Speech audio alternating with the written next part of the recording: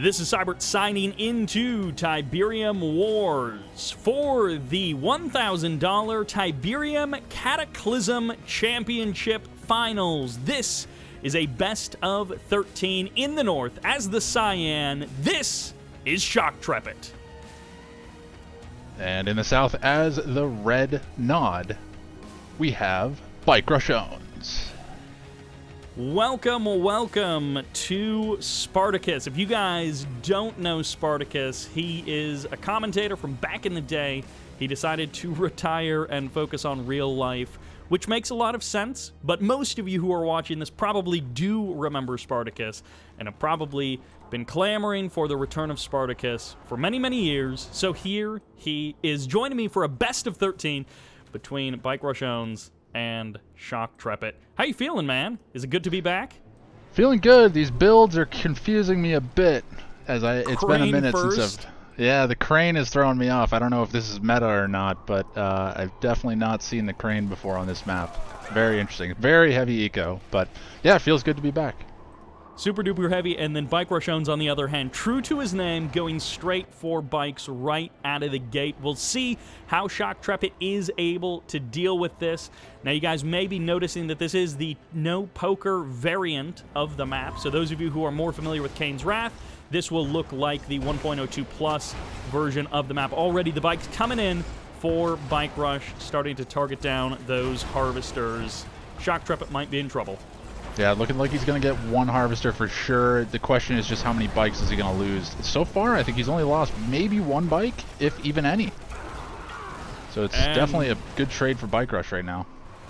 Yeah, second harvester goes down, third harvester getting targeted, selling off lots of buildings by Shoktrepet to try and manage this damage. A fourth harvester will go down, and at this point, it really feels like it is more than worth it for BikeRushOwnz. His own economy was delayed by this, but he has so destroyed the eco of Shoktrepet that it feels absolutely worth it.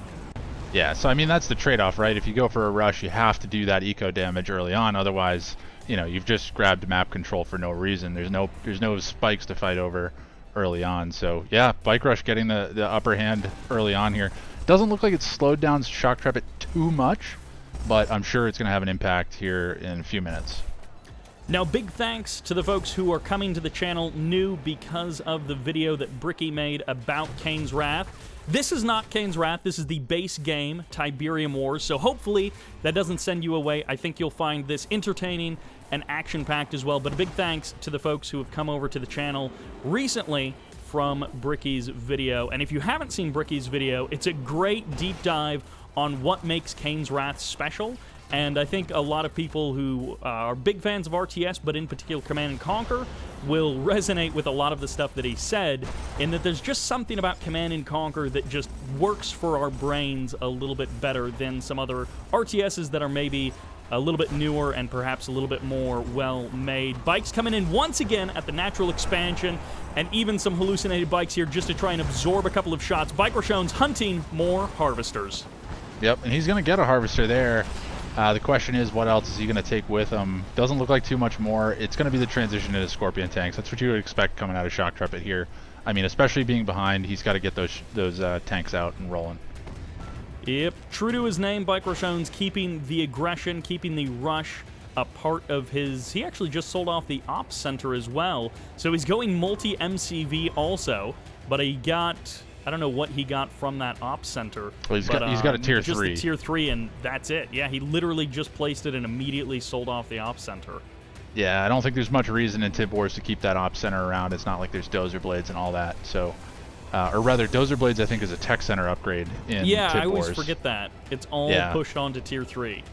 Yep, so there's really no reason to keep that Tier 2 kicking around. Bike's coming into the expansion again and going to smash another harvester, at least one, maybe more. No tanks here. Oh, and he gets hit by a Tib Catalyst missile. Brutal. Coming in there, catches at least 2 harvesters, 2 refineries as well. Another harvester goes down, and the GG gets called. By the way, a big thanks to Wind Beachman for donating the $1,000 prize pool for this event. $100 to first place, $200 to second place. Nope, flip that. $300 to first, $200 to second. And That's what these guys are fighting for here in the finals, is a difference of $100 and $200 or $300. And that is what this best of 13 will decide. But let's go ahead and jump into game number 2. Welcome to game number 2 here on Tournament Rift, and spawning on the west side of the map as the cyan nod, we have Shoktrepet. I hope you guys are ready for some mirror action, because on the right side, as the red, it's BikeRushOwnz. That game number 1 feels a bit prophetic. BikeRushOwnz has been an unstoppable force in Kane's Wrath and in Command & Conquer 3 for years, it seems like. If he shows up to a tournament, there's a really good chance that he takes it. Shoktrepet is one of those guys that can take him to task, but hopefully Shoktrepet's performance will be better than that game number 1. But definitely Shoktrepet is the one with something to prove. Right out of the gate, 2 games in a row, odd builds coming out from Shocky. Yeah, it's gonna see a War Factory coming down, and he's got the expansion in the form of the Outpost, so very eco-heavy coming out of Shoktrepet. And not so much out of Bike Rush. We're already seeing some bikes coming out. Yeah, 2 games in a row. Now, Tournament Rift, it's a big, wide map. It does lend itself to some big armies, some late-game compositions. But, I don't know, it kind of feels like if Shoktrepet is going to play super greedy, super eco-oriented, he's going to need to expect that BikeRushOwnz is going to punish that. And I guess we'll just see, can Shoktrepet really hack it? For now, the bikes are taking a bit of a long route. They're staying in the south to attack this building. This is perfect for Shoktrepet. Yeah, this is strange. I don't know why Bike looks like he did this deliberately, and he's coming down here to try to de-garrison. Oh, because he caught the engineer. That's what's going on. So the engineer was in the garrison, and now he's gunned it down, so the engineer is now dead. That's going to be a spike advantage going to to Bike Rush. I completely missed that he was garrisoned inside of that building, so I guess it is worth it. In Tib Wars, for those of you who are more familiar with Kane's Wrath, the 25 credits a second plus the 750 capture bonus makes Tib spikes that much more useful, that much more important for your eco than in Kane's Wrath, which I think most people probably know that, but some of you may not realize how big of a difference that 25 credits can make over the course of a game. Yeah, it's going to make a big difference here on this map, too, because, I mean, nod mirrors, especially on a map like this, it's going to come down to Bike Buggy early, and Bike Rush has already got the advantage there, and it's going to be the transition to Scorpion tanks, and who makes the transition at the right time with the right unit compositions. But Bike Rush is looking like he's dictating the pace of this game already. Oh, man. Everything goes this guy's way. Now, on one hand, Shoktrepet lost that engineer. BikeRushOwnz super committed to killing it, so that's kind of unavoidable. But here, Shoktrepet's units are just getting caught out a little bit in the open. And actually, now the reverse is happening as Bike Rush loses 2 bikes right on the front end. Shoktrepet's defense looking a lot better. Catches 1 bike on the retreat. And Bike Rush may actually be held off here. Maybe not in the north, though. Yeah, the trading on the south side definitely going in favor of Shoktrepet, but that's because there are the bikes completely uncontested on the top side of the map. And he's going to get a Harvester for his trouble unless there's good micro here. Oh, he's not microing it around the... Oh, and there it goes. He had a chance to save that Harvester, but he just wasn't able to. Might lose a second one for his troubles as well. But no, Bike Rush is going to go ahead and cut and run. Smart move, because he did take a bad trade down at the bottom. Yeah, he gets the win in the this north, but not so much in the south. Shoktrepet splits his refineries beautifully in the south. He's super far away from each other, super cautious about another catalyst missile coming down and smashing him. 2 engineers in the south for Shoktrepet. He wants to claim both of those spikes, and he might barely get there in time. Bike Rush has buggies on an intercept path, and let's see who wins the race. Looks like Bike Rush may barely get the kill. Ooh, it's going to be close. Oh! Wow, that was close. Yeah, no capture time on the spikes, man. They just jump right in, so he was able to snag those real quick. And wow, just seeing a skirmish up in the north, too. We're seeing a ton of buggies out from Shoktrepet, and he's taking down these bikes pretty fast. So the tank ability of those buggies, even though they don't have much damage, able to chase these bikes away. finally, Shoktrepet starting to get some points on the board, at least morally. He loses the Black Hand Squad on the right side of the map, but that's okay. I think that was from an Operations Center sell-off, but Shoktrepet is going to be feeling so much better. Shoktrepet also stole a load of blue Tiberium from the middle of the map. BikeRushOwnz is currently doing that as well. They both transitioned into Scorpion tanks, and I guess it's going to be maybe double, triple War Factory Scorpion tanks into laser capacitors. Looks like that's what they're going for. Most likely. I mean, a Dozer Blade upgrade wouldn't be bad here either. I think the tank ability would probably be helpful right up front. It's also a cheaper upgrade. Yeah, we're already seeing the Dozer Blades online here for Shoktrepet as well. Yeah, so he actually got that upgrade advantage. I assume that means BikeRushOwnz went to... Oh, okay, Catalyst Missile in the north. That's the least important field, but it does catch at least one Harvester. So a good placement there by BikeRushOwnz, but Shoktrepet actually has a juicier target on the right side of the map at the expansion if he can manage to get that tech up. Yeah, those two refineries are ripe for the picking, and he's going to see them, and he's got the tech up. I mean, he could definitely drop that missile if he has the funds. I'm shocked that he hasn't already. Perfect. Gets them both, the refineries and the harvesters. BikeRushOwnz attempts to reverse move away, but it just doesn't work. BikeRushOwnz transitioning into avatars, and these buggies do scout it. Shoktrepet actually catching the MCV in the middle of the map as well. BikeRushOwnz getting outplayed. That MCV pretty tanky though, and let's see if it's able to stay alive. I don't think it's going to. I think BikeRush has kind of caked this one a little bit.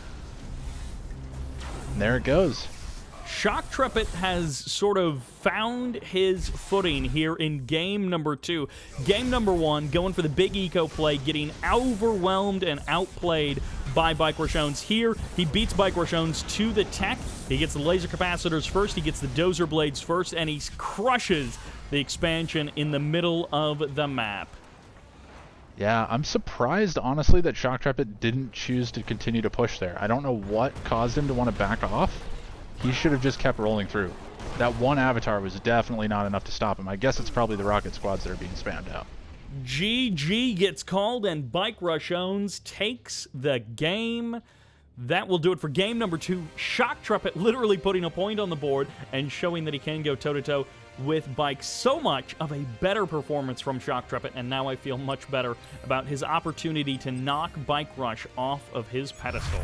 Which takes us to destination for game number 3. One of the many custom maps that are featured in this tournament. It's a best of 13, so we're potentially going to be seeing a bunch of maps. Some that you're familiar with, and some that may be new. In the north, playing as the Cyan Nod, this is Shoktrepet. And in the south, as the Red Nod, we have BikeRushOwnz. And if you guys are noticing a little bit of stuttering, unfortunately some of these custom maps, I'm not sure what about it is the problem, but the custom maps sometimes have a little bit of lag, a little bit of stuttering in them. And that's just something, unfortunately, we have to live with. I don't know if it's a problem with my machine, but it's the custom maps for like this tournament. And I know I've seen this particular map before, and it did it on this map as well, so... minor problem, but it won't be a problem on the regular maps. Now, we do have a crane first. Hot dog out of BikeRushOwnz. Yeah, he's going super heavy eco right now. He actually sold his first refinery in order to build his next one. So he's gone very heavy eco this time around, which I think is a nice change. It's funny, I was just thinking that it'd be nice to see a change out of Shoktrepet into something more aggressive, which is what he's doing, but he's chosen a weird map for it.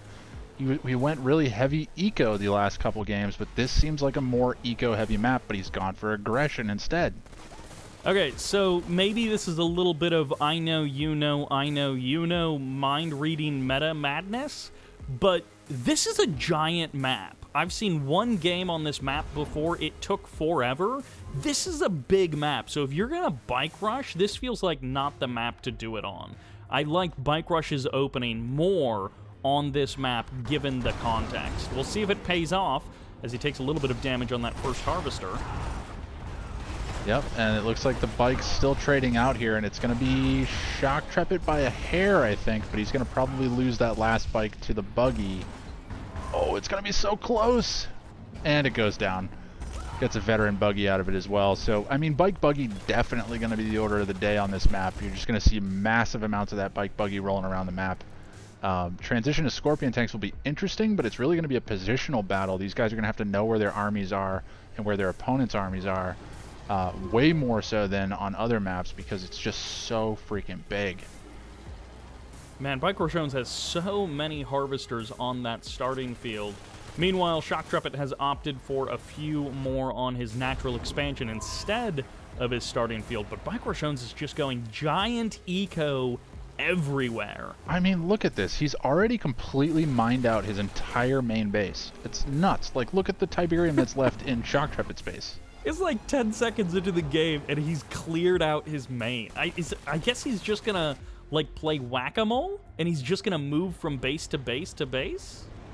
Yeah, I'm sure what he's doing is he's just going super ultra heavy macro, and then he's just gonna spam units. Just absolutely wall of units coming out of Bike Rush, and just gonna sweep through Shoktrepet.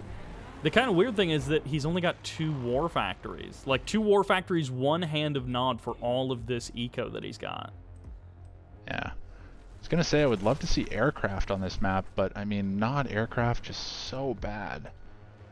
He could go, like, triple air tower vertigos or something and just go for mass, but I'm not sure that that would actually be efficient in terms of the value you get for Scorps would probably be better, but... It would be great and the to see. Vertigos would just get smashed immediately upon realizing that they're alive, so... Oh my gosh, check this out. BikeRushOwnz has the bike buggy swing through his base almost, but Shoktrepet literally has nothing to kill. He shows up to an empty main base. His own main is like half full of Tiberium, and Shoktrepet literally just has to turn around and go home like, what? Why is there nothing there?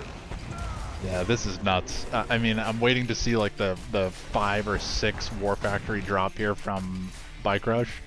Ooh, there goes the Tib Catalyst Missile. He split it perfectly, got 2 of Shoktrepet's refineries at his expansion, and that shuts down his eco completely because he doesn't have almost anything going on back at home.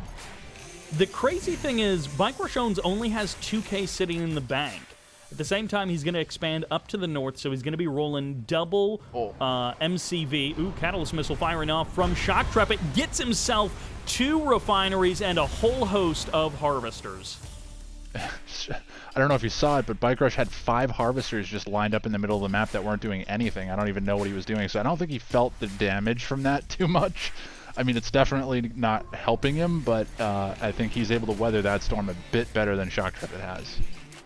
Yeah, I mean, we're now kind of progressing a little bit further into the game, tech-wise, but BikeRushOwnz is essentially sitting on 2 bases worth of eco, and Shoktrepet just isn't quite there yet. Scorpion tanks rolling into the natural of Bike Rush. First obelisk does get deployed. Can Shoktrepet actually overwhelm this? I think the answer might be no, as another obelisk gets deployed. Yeah, he's up against double MCV nod tier 3, like, these things are just going to get smashed. These Scorpion tanks don't stand a chance against base defenses. So the question is Bike Rush just going to continue to just gobble up the map while this is going on? And it looks like the answer is yes. Shoktrepet doesn't really seem to have an answer to it. I mean, he's doing a good job of harassing, but that's really all he's accomplishing. He's just harassing. He's really not making any meaningful progress. And Bike Rush is eventually going to win this war of attrition pretty heavily. Unfortunately for Shoktrepet, he didn't even get the Tib spike with his double black hand squad. Targeting power plants is nice, but what's the big play here? Because Bike Rush can just rebuild those. Like, he's not attacking anything while the power is theoretically down.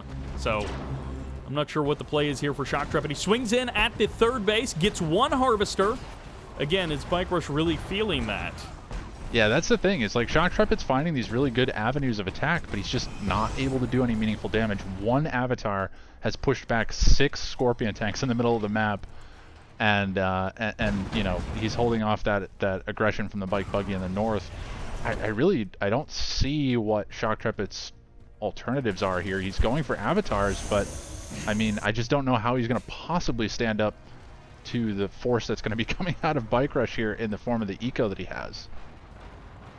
I mean, maybe by the time BikeRushOwnz gets across the map, he will have overspent on everything that he's doing, but I don't know. It feels like he can just transition out. He's getting himself a 4th base up and running. His main base is starting to regrow. As slow as it is starting to regrow, and BikeRushOwnz setting himself up for a 4th base of economy, and he's going to have to defend it. We got avatars marching in from the north.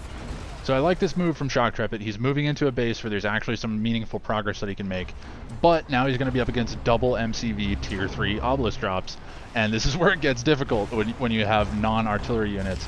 These avatars are going to be able to tank a lot of damage, but they're going to take a lot of damage in return. And then once Bike Rush's avatars or Scorpion tanks or rocket squads are able to get into position, they're just going to pick these things to pieces. Yeah, it's almost over before it even begins. The bike buggy does manage to snag 1 harvester. 1 husk gets dropped here by Shoktrepet on the retreat. A 2nd husk will fall, so BikeRushOwnz can capture those 2 husks, get himself a couple of avatars, and I mean, it just feels like BikeRushOwnz has sort of gotten to play this game his way. And oh, actually a Venom shows up. You wanted to see some aircraft, and here they are. Not for very long, but here they are nonetheless. Yeah, actually, I don't know if you caught it, but the Venom was killing off its own husks. So it killed, I think, at least 1, maybe 2 of those avatar husks. So it denied a little bit to Bike Rush, but really it's not going to be any different. Yeah, at this point, killing literally 1 avatar is maybe not the best. BikeRushOwnz keeping vigilant with his own scout. He does look up into the top left-hand corner of the map. He sees no expansion there from Shoktrepet. And this, again, like last game, kind of felt like Shoktrepet got to run away with it. This is just Bike Rush running away with it. Yeah, it's almost like Bike Rush not even really trying to put pressure on Shock Treatment. He's just trying to play the Pac-Man game of just gobble up the map and just win the war of attrition.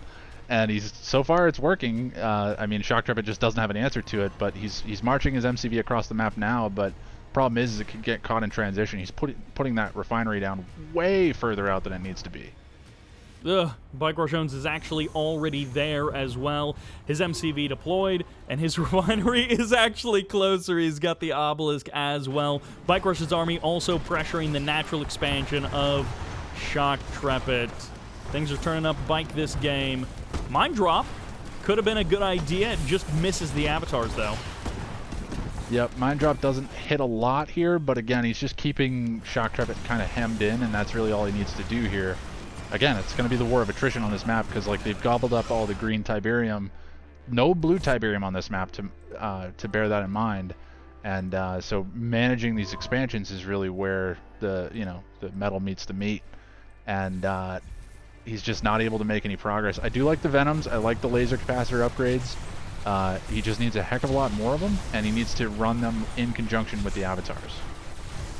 BikeRushOwnz actually dealing with a laser capacitor run by back in the main base of Bike. His Venoms are the thing dealing with Scorpion tanks, and BikeRushOwnz has enough Venoms that it's actually viable somewhat. At the same time, it looks like BikeRushOwnz is holding the front line at his 5th base, the 4th base of Shoktrepet, the top left-hand corner of the map. BikeRushOwnz, it looks like, is winning that War of Obelisks. Yeah, the War of Obelisks was an interesting one. I just watched that for a minute or two, and it was just obelisk v obelisk in the purest of ways. And it looked like the eco of Bike Rush just able to crush that advance from Shoktrepet. So again, Shoktrepet just getting choked out here, just very slowly. Oh my gosh. Venoms sniping harvesters near the middle of the map.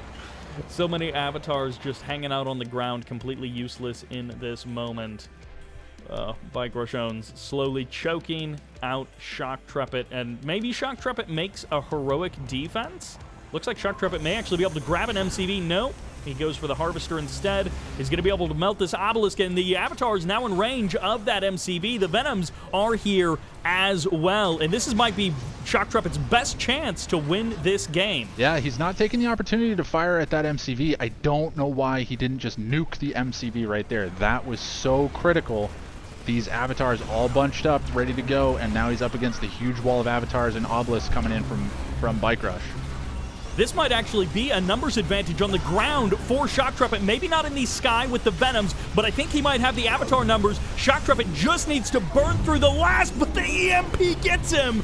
And the GG gets called. There was no formality to the end of that fight. Literally, the EMP comes down, and Shoktrepet basically left the game.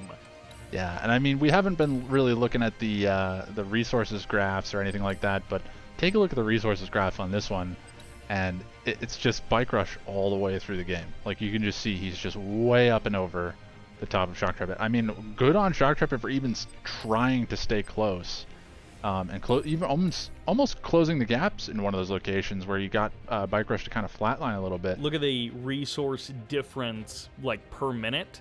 2,000 extra credits per minute over the course of that entire game. 20,000 credits total that Bike Rush had more. So yeah, that end fight, oh man, Shoktrepet was so close. I think he had the numbers on the ground, and even if he doesn't win the fight completely, that was his best shot to take it, but that EMP just sealed it.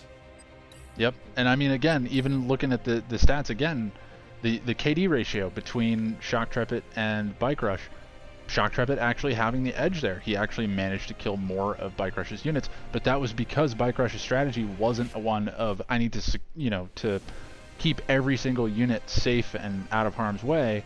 It wasn't that kind of game. He was just trying to get into that steamroll, and that's ultimately what he was able to do. And honestly, I think the EMP was just kind of the icing on the cake there that was otherwise already baked. Yeah. I mean, the units tab tells a similar story. That graph has quite a disparity between the two of them. But that'll do it for game number 3. Shoktrepet comes close to getting the lead, but ultimately Bike Rush takes game number 3 and rockets us into game number 4. And game number 4 takes us to the map Barstow Badlands, and on the far left-hand side as the red scrin, we have BikeRushOwnz. And on the right side, on the eastern front, kicking it still as Nod, this is Shoktrepet. Now, those of you who are familiar with Barstow Badlands, and if you're not, I will forgive you because this is not a commonly played map, you'll notice some differences in this particular version of it. I think the mutant hovels in the south are in the same place, but instead of a tib spike in the middle of the map, it's instead a blue Tiberium field, and I absolutely support Bike Rush's choice to go descents on this map, especially with this blue Tiberium variant of this map. That feels like it makes so much sense to cut off that bridge. Yeah, I didn't see the bridge being destroyed as being his tactic here, but I like it. It's a new variety that I haven't seen yet. Oh my gosh, I think you have never seen a game on this map. That's pretty common, but it's normally a tib spike you're fighting over. The blue tib feels much more valuable and feels like killing that bridge and maintaining your own bridge is way more important in this particular version. Yeah, I mean, to be fair, you can repair that bridge with an engineer, but it is going to cost you. So that's something that that Shoktrepet will have to weigh when the time comes, but it doesn't look like he's going to invest in that now. Which I don't play a lot of new RTS games, but the destroyable bridge mechanic, destroyable, rebuildable bridge mechanic, is something that I feel like they're missing. Now, maybe they have it and I just haven't played it, but if they don't have it, I feel like modern RTSs need to adopt that into their map design. It's a great idea. A couple of descents and a secret tank in the north, just toying around the edge of Shoktrepet's field, maybe hunting some harvesters. Yeah, and the nice thing is I think these are the same descents, so it's just getting some extra value out of these. Not going to do a lot of damage, but mostly coming in for the scout. I think that's really what he's looking for here. Yeah, that was like purely sacrificial. I did not see them attack literally anything. First load of blue Tiberium gets cleaned up out of the middle of the map. I think that's 5,600 credits. If not, it's close to it for BikeRushOwnz. So that's going to be a big boost to his eco. Couple of bikes, or a couple of buggies, couple of scorpions crossing the map for Shoktrepet.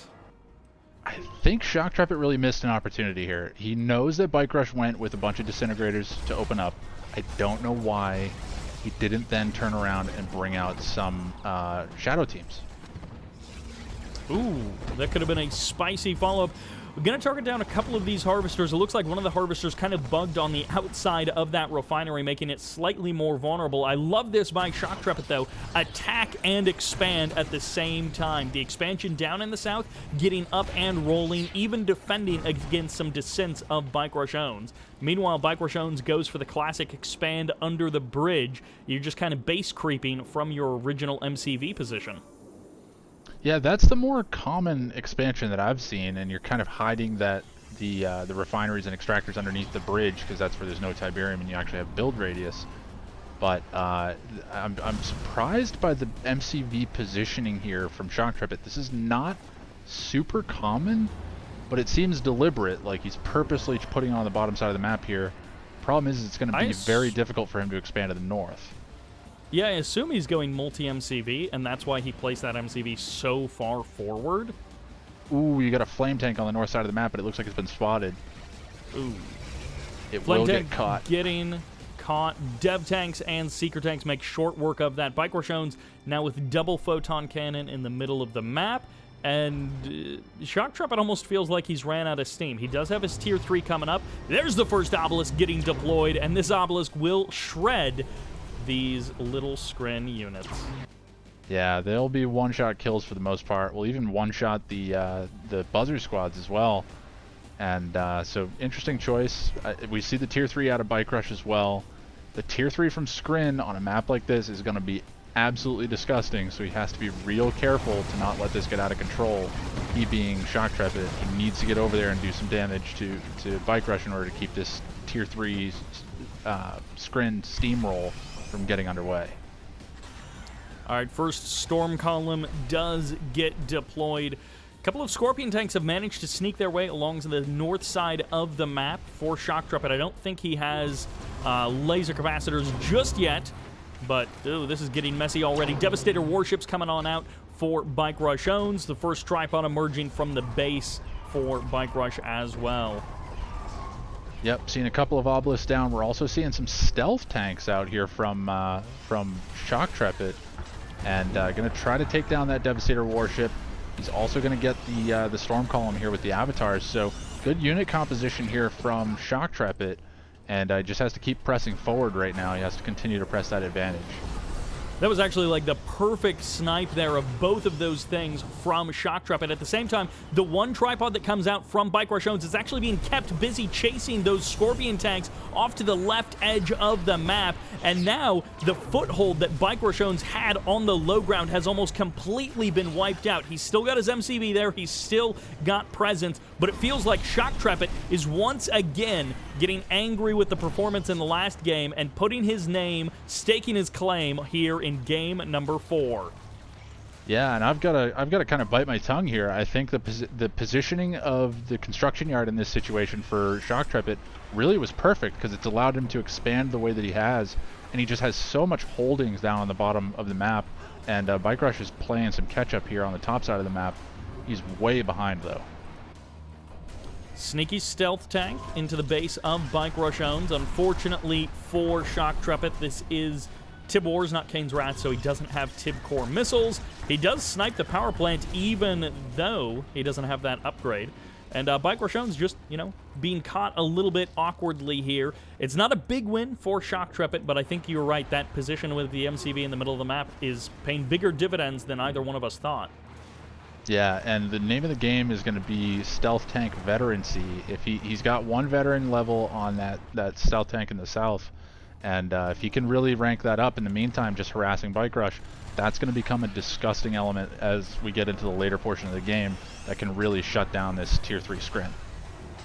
Shoktrepet showing why he earned his spot here in the finals of the Tiberium Cataclysm Championship. He's going to be marching on the base of BikeRushOwnz, and BikeRushOwnz feels like he's the one out of options. Great mine drop right on top of the tripods, and the descent's getting shredded by the Venoms. Ooh, very nice. Very nice support power. I know, I felt it too, Cyber. Yeah, that's a painful field there, but I forget the name of it for some reason. Stasis Shield, that's the one I was looking for. But yeah, he's going to lock down that army. Just Bike Rush playing this well. This is why you got to be careful with tier 3 Scrin, man. It gets dangerous fast. So BikeRushOwnz so many times feels like he's perfect, feels like he's unbeatable, but right here, right now, he saw those Venoms coming, but he wasn't prepared. He had to build that nerve center before he could start shutting down those Venoms. That means the Venoms had free reign, killing every single Descent, every single Shock Trooper without being harassed, and only just after the stasis shield evaporated pretty much is when those Photon Plasma Missile batteries started coming down. Shoktrepet has actually exploited a weakness of BikeRushOwnz and is almost going to run away with this game. Yeah, but BikeRush is still holding on. He's got that triple portal going with the Disintegrators. And the Disintegrators up against these Avatars are actually doing pretty good work. We're also seeing just a lone, what is this guy here? I can't seem to click on him. But one of the heavy infantry shock troopers from BikeRush. Man, just a messy fight here. This is not going the way that Shoktrepet wants by any means. He's definitely throwing away that lead right now. That was so on the edge for Shoktrepet, running away with it. BikeRushOwnz brings it back, as you mentioned. The triple portal, somewhat of an unorthodox choice, but the Plasma Missile Battery triple portal was actually a good enough combo that it did push Shoktrepet back. Now it feels like the pressure switches back to the Shoktrepet side of things. He's the one who's got the opportunity to make the play. Yeah, I mean, he's faltering a bit, as you referenced there, but fortunately for Shoktrepet, I don't know what it is, but BikeRush doesn't have a War Factory. I didn't realize he has no War Factory. He just places it now. The Stealth Tank also sniping another power plant on the other side of the map. Yep, and that's what I'm saying. That Stealth Tank going to be a pain as this game goes on. He's got to be real careful. I'm sure it's probably getting ready to go Elite pretty soon. It's going to need to maybe kill a couple more units, but it's definitely getting more powerful. Black Hand Squad coming in, going to be doing damage to the refinery here from BikeRush. So BikeRush definitely on the back foot, but he's definitely held off Shoktrepet for the time being, but now Shoktrepet is continuing to use that macro to his advantage right now and not letting up. Really, BikeRush's saving grace is that he's now out of range of Shoktrepet's base defenses. That Obelisk can't get any real shots in on this fight. Dev tanks against Avatars. This is the point that BikeRush has been brought to, nearly to his knees. But he's got a fighting chance. He's throwing everything that he's got, truly everything, as manual buzzers make their way to the front line, and Shoktrepet shreds it all. Yeah, this is not looking good for BikeRush. He's holding on in a scenario where he really doesn't have any chance. I mean, I'm surprised that Shoktrepet hasn't chosen to bother with the harvesters on the left-hand side of the map. He's just continuing to kind of press into the base defenses, and he's not taking very good trades here, I don't think. I mean, he's definitely winning these trades, but he could easily decide this game by taking out some of these harvesters and just cutting off what little eco BikeRush has left. And there is the deciding play, perhaps. The MCV making its way to the front line. These two Avatars, the paltry remains of a once powerful army from Shoktrepet, but now the MCV is on the front line, and the reinforcements are going to be quick for Shocky Boy. Harvester getting targeted down. The Avatar still standing, and he switches into the Black Hands, but the GG gets called, and BikeRushOwnz has been defeated. Shoktrepet, after a somewhat disappointing game number 3, brings it back for an awesome game number 4. Once again, the control switches between these two guys. Yeah, it's funny too, because that game really struck me as one that I think BikeRush seemed to have kind of a clear strategy going into it, but it turns out that Shoktrepet was really the one that had the strategy, moving that MCV so decisively down to the south, really getting control of the land down there, making sure to get his economy established really quickly and really heavily, and then getting his tech levels up, keeping up with BikeRush, making sure to get those pushes where he could, and just taking good trades early on and just continuing to press that economy advantage. It was just all textbook good work from Shoktrepet. Just a couple of little small things that he could have done differently, but again, it's easy to say that when we can see the whole map. But also, BikeRush was ahead on economy almost that whole game. BikeRushOwnz actually had more cash than Shoktrepet. So I cannot believe that Shoktrepet did that with less cash. I was kind of thinking that, yeah, Shoktrepet had the eco advantage, but no. BikeRushOwnz was ahead. I guess the blue Tiberium and, I don't know, just the blue Tiberium maybe. It really was. It was the blue Tiberium for the most part. That's where you're seeing those big spikes. And then it's just, honestly, BikeRush is just great awareness and great macro play, where even when he's losing, trades that otherwise would cripple a player. He just continues to build his infrastructure and gets back into the game. He just goes back to basics. And that's what makes BikeRush really a dangerous player, is that you just can't seem to really get him on the back foot. And when you get him on the back foot, you have to keep him there. So very good work from Shoktrepet. Welcome to Small Town, USA. Gotta love the logistics center in the middle of the map. On the south side, playing as the red Nod, getting beat with Scrin, and he returns to Nod. This is BikeRushOwnz. And on the top side of the map, as the cyan Nod, we have Shoktrepet. Oh boy, we get to see it. We get to see it. Finally, some shadow teams. Yes, indeed. All right, so this is not the ultimate Shadow Team Rush, but this is pretty close to it. I think the ultimate Shadow Team Rush is 7 Shadow Teams, and this is 5.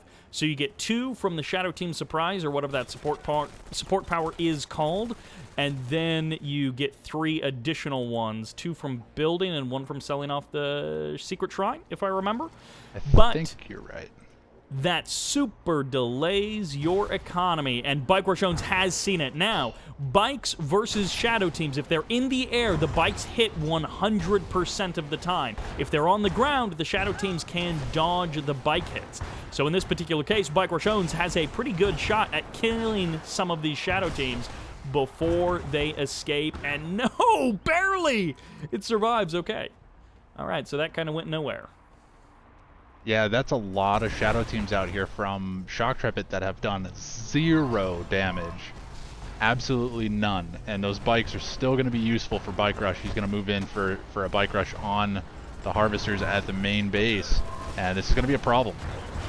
All right, first Harvester gets juked around the War Factory. Scorpion Tank comes out. This was an early commitment to BikeRushOwnz, and he swung to the north side of the base. So actually, it comes out okay in this moment for Shoktrepet. I'm worried about 1, maybe 2 minutes from now, though. Yep, Shadow Team's coming back in, but they get shot up again, and BikeRush just staying right on top of these Shadow Teams. He's just not letting Shoktrepet do any damage with those. They force a base defense drop, but again, there's very minimal effort here from BikeRush in order to stop this, and he's basically killed all of the Shadow Teams. So the nice thing for BikeRush is he maybe has a lot of experience using Shadow Teams and is able to predict the most common things that people are going to do with them, and then essentially counteract and defeat them. Tier 3 comes up from BikeRushOwnz. Meanwhile, we don't even have Tier 2 from Shoktrepet. So a big discrepancy in their tech centers, in their tech levels here in Small Town, USA. It's a tight map, it's a small map, and BikeRushOwnz is up on the tech. It looks like Shoktrepet may actually be up on the production, though. 2 War Factories to 1. Yeah, it seems like BikeRush is going more tech-heavy, probably going to be pumping out some avatars, I would imagine. Because I don't...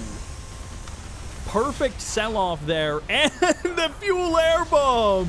BikeRushOwnz goes hard to shut down every single refinery of Shoktrepet. He gets 2 of them with the catalyst and 1 with the air bomb, but they were all sold off by Shoktrepet, so he got as much value as he possibly could. Yeah, that's Band-Aid on a bullet wound, my friend. That's a lot of damage, because even selling it up, you're still losing a lot of time and money, and now he's got to rebuild all that infrastructure, so he's wasting time and money. So that's huge. That was big for BikeRush. That was a really big impact from the Tier 4 support powers, which he absolutely needed here because he doesn't have the production. It's almost... Are we going to end up in a situation where after the dust settles, you know, the Shadow Team Rush, the fast tech, all of this stuff, are they going to be basically in the same spot as each other? MCV is getting smashed on the bottom side of the map. BikeRush almost lost his MCV to a bunch of Scorpion tanks. Sorry to cut you off. But that got down to about half HP. Actually forced out an engineer as well. That's how close it was. And yeah. So just an interesting catch there from Shoktrepet. Going to give himself a little bit more time, just buying a little bit more time from losing all those refineries. Yeah, I think BikeRush has more of an advantage than it may seem right now. Just because the Scorpion tanks give you a lot of map presence out of Shoktrepet, but right now I think Shoktrepet's actually on the ropes because his production is just so far behind because of all of the infrastructure damage that he took. The other thing is Shoktrepet had his MCV on the way to the southern expansion when he took those fuel air bombs to the face, and as a result, BikeRushOwnz actually has his MCV down there, even with the damage he took, sooner. Now Shoktrepet has shifted into a multi-MCV play. He splits off one MCV to the top side, but this is, you know, it's trying to improv from a bad situation to a slightly less bad situation. Yeah, so it's interesting. They're both double MCV right now, both with MCVs at the expansions in the corners. It looks like an obelisk coming down here from BikeRush, but no power. So better positioning here of the construction yard for Shoktrepet on the top side of the map, but obviously better position for BikeRush on the bottom, and he's completely uncontested down here. Yeah, this sort of feels like Shoktrepet might be able to carve something out, but he's going to be fighting. It was maybe a little bit telling that Shoktrepet dropped a Shredder turret as the first thing, and BikeRushOwnz dropped an obelisk as the first thing in that top left-hand corner. Double obelisk for each team, but BikeRushOwnz has ground forces here to support. There's the power plants to block off the ground units and give these obelisks a better shot at holding the line. That almost looked like triple MCV. It is triple MCV here from Shoktrepet.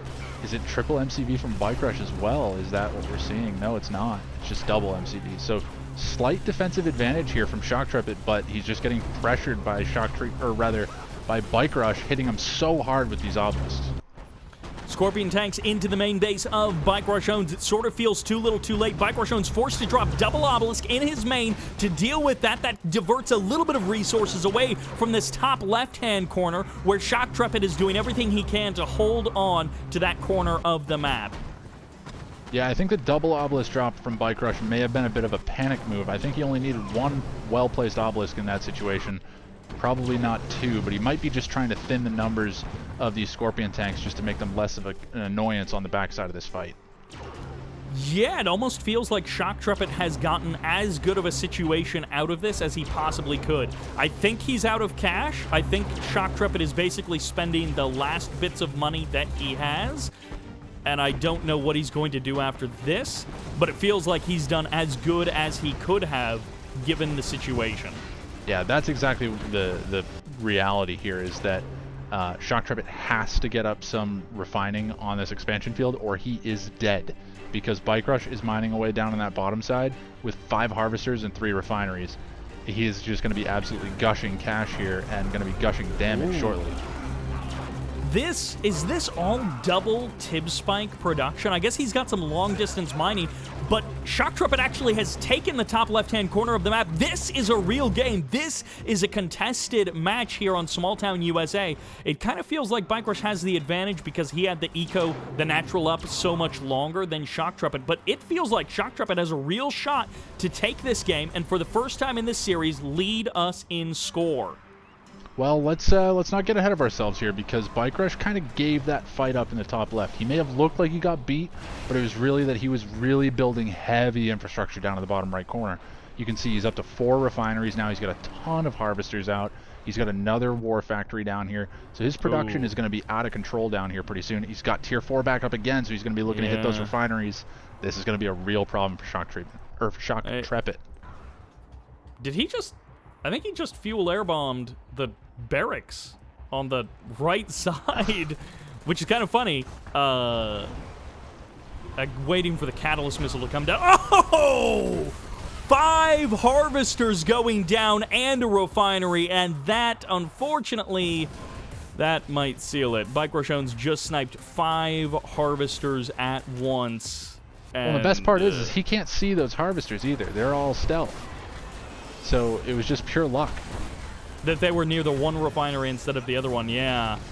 Shoktrepet sells one of his MCVs, which brings him down to a lowly 2 MCVs, but now that one gets burned to the ground. And yeah, Shoktrepet, who had an opportunity to come back in this game, has been unable to really do anything with it. Yeah, I think it was a nice hold up on the top side of the map, but he spent a lot of money to hold it, and those obelisks, it's money that kind of goes down the drain, because yeah, when you sell them you get money back, but you don't get all of it back, whereas the units that BikeRush has been producing, you're getting value of that all around the map. So it's just a better spent dollar for dollar out of BikeRush right now. Shoktrepet actually still trying to hold this. He's got triple barracks in the north. He's going to try and just go, like, mass shredder turret to hold the infantry off and go rocket squads to deal with the avatars. Maybe that's possible. BikeRushOwnz now controls 3 Tiberium spikes, 75 credits a second, cranking second after second, and a commando as well. Yeah, and BikeRush just has to keep pressing forward right now. Like, he can take these bad trades.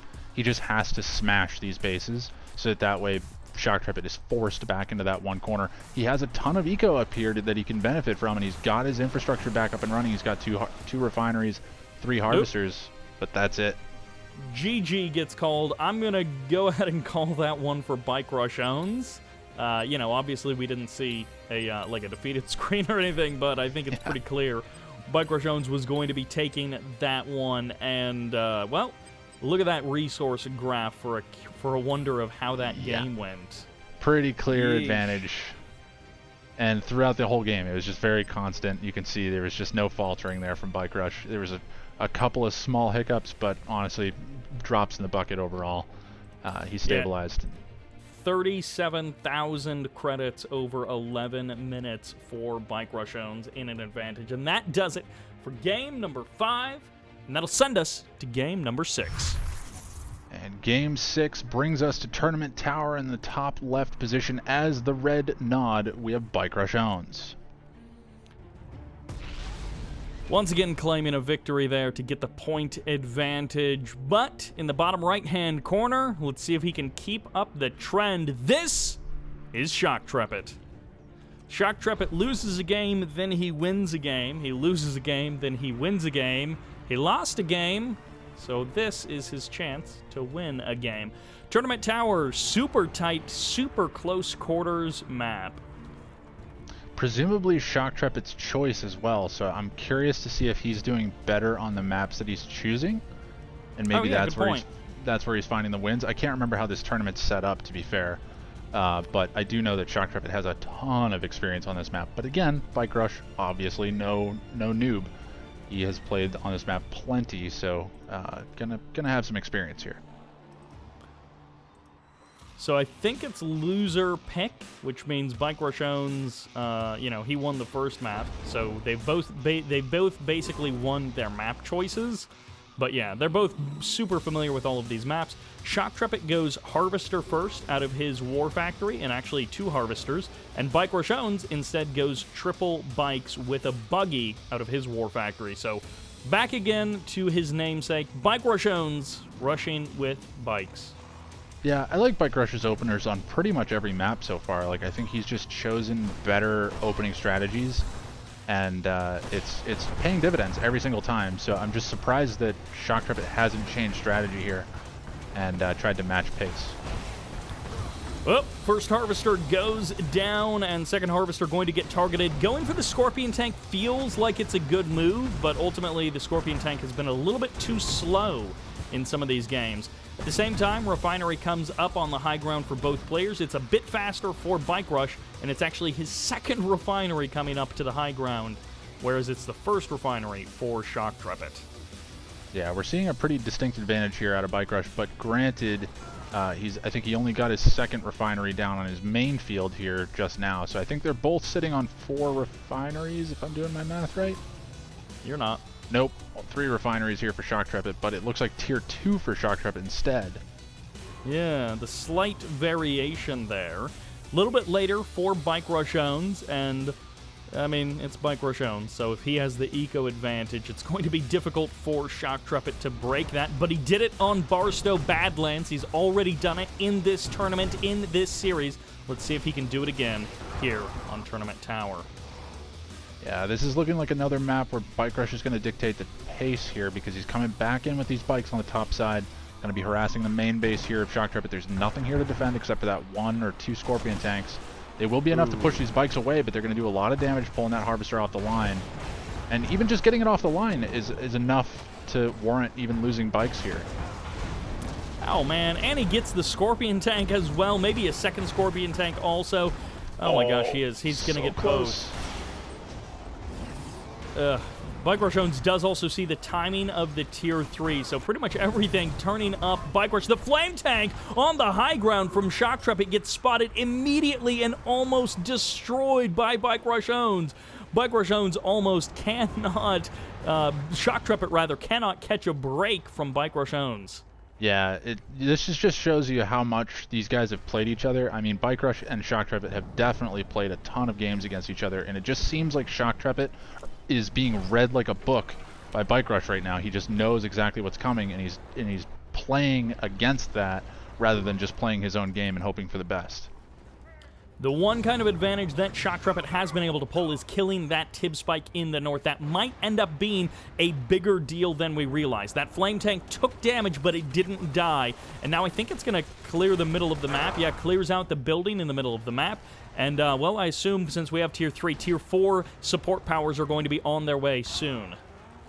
Yep, we already saw some of it. Here comes the Tib Catalyst Missile. Where's it going to be?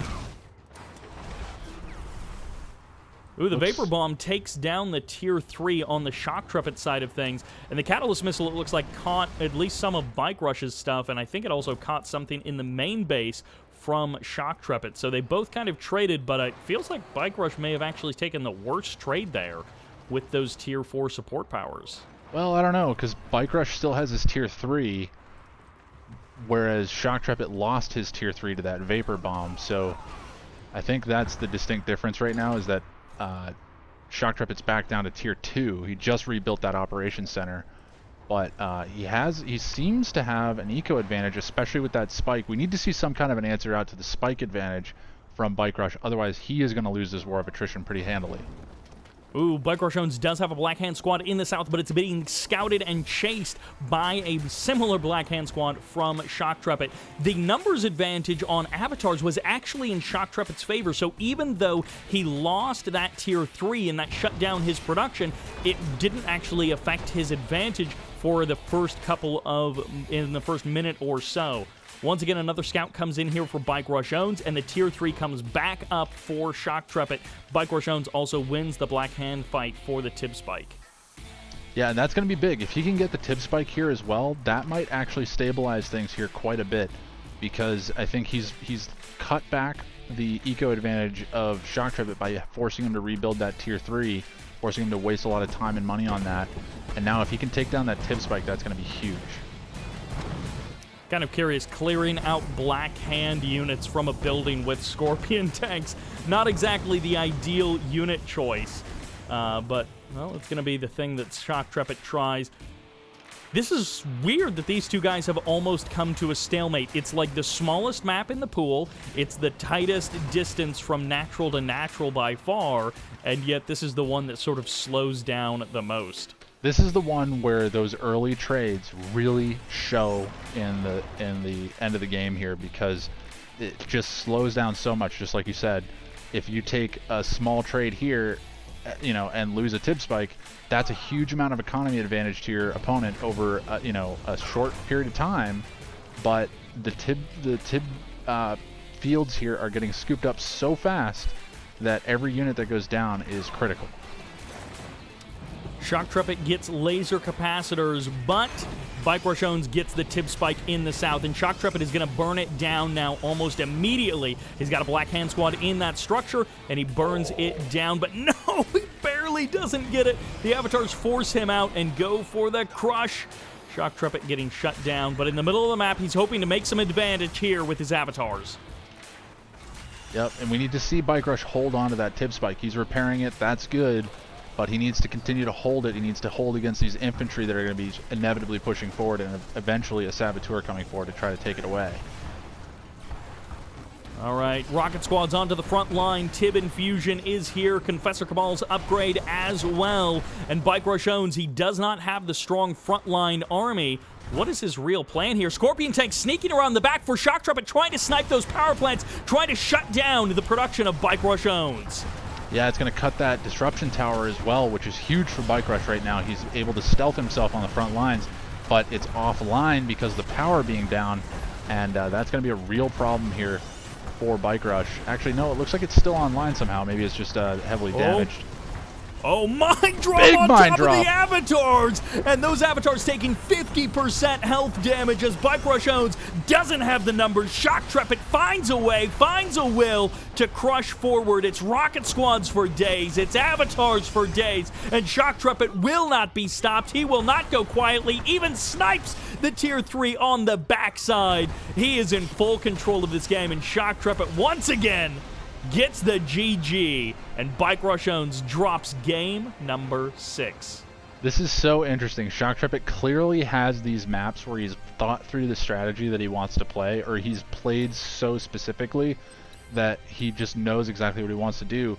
And even though BikeRush seems to make really good early game decisions, it's just the long-term strategy from Shoktrepet that ends up winning the day. And just a great play here from Shoktrepet all around. Like, he played this one perfectly. Shoktrepet behind in eco for the first half of that game, and then he suddenly scoops ahead until the end, where BikeRushOwnz starts to close the distance once again. But that'll do it for game number 6. We have once again an even series on our hand as Shoktrepet scoops up another victory and sends us to game number 7. Welcome to Tournament Apocalypse for game number 7. Oh my gosh, this map kind of looks disgusting in a good way. It looks apocalyptically disgusting in a lot of ways. On the left side, kicking it as the cyan nod, this is Shoktrepet. And on the far, far, far right side, as the red nod, we have BikeRushOwnz.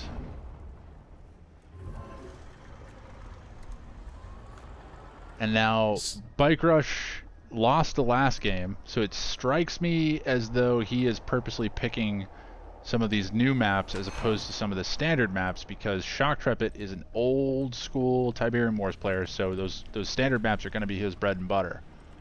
And so it seems like BikeRush is intentionally trying to get him off balance. Now, Shoktrepet in the last, 2-3 years, he has been going over to Kane's Wrath, playing a bit of games there, but he does return to perhaps his first love, Tib Wars. These custom community maps are also bigger.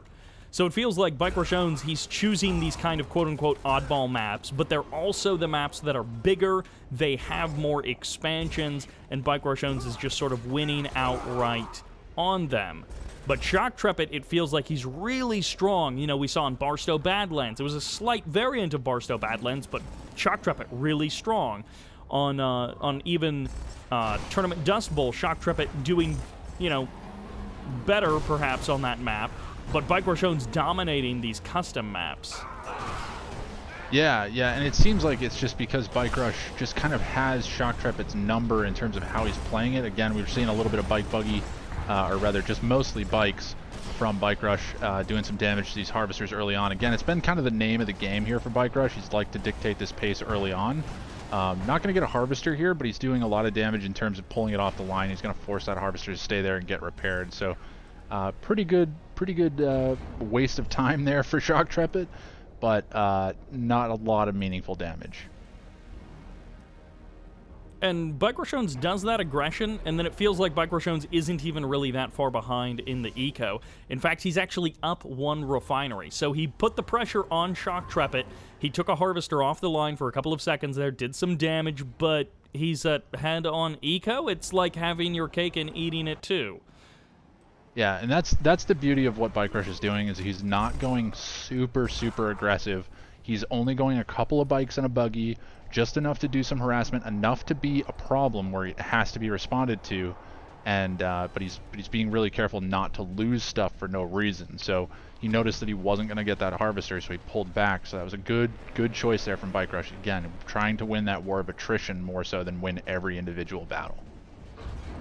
BikeRushOwnz dropping his ops center on the low ground there. I do really like the layout of this map. Just quick aside, I like that there's a bridge connecting a little bit of a plateau, and it kind of breaks up the geography of this map, and instead of just being big, flat, wide open spaces, you've got a little bit of a breakup, a little bit of differentiation on this map. So I do like the layout and the design of this map. Also, I just noticed blue Tiberium in the corners, so that's something we'll have to keep an eye on.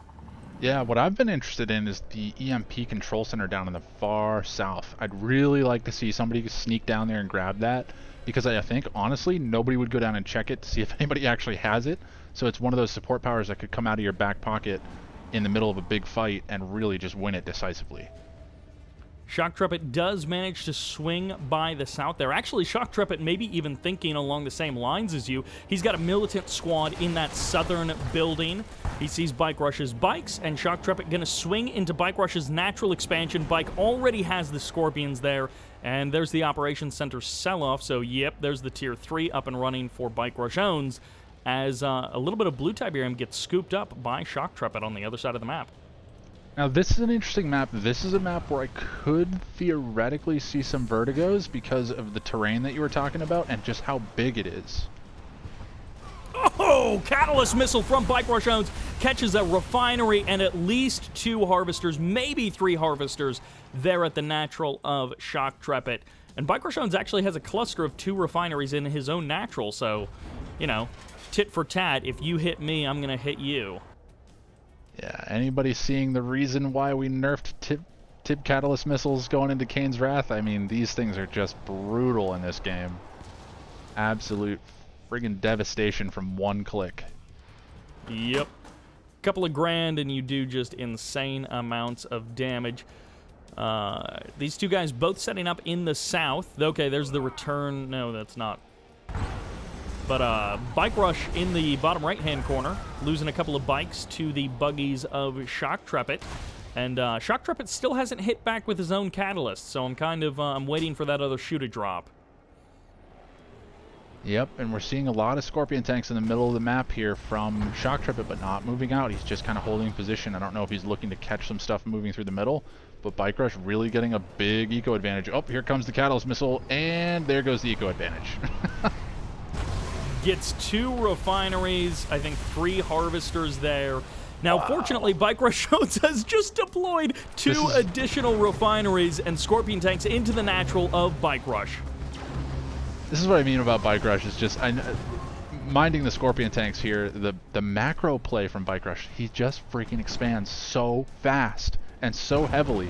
But these Scorpion tanks coming in and going to force some obelisk drops. This is good. This is a good trade here from Shoktrepet. Wants to make sure not to get trapped in that corner. I don't know why he's moved all of his tanks into that corner. That is a horrible decision. He needs to get out of there right now. And now he's going to get literally cornered. This is a terrible engagement from Shoktrepet. Really uncharacteristic. I don't know why he moved into that position. He was never going to be able to expose those harvesters, so he just took a ton of damage for no reason.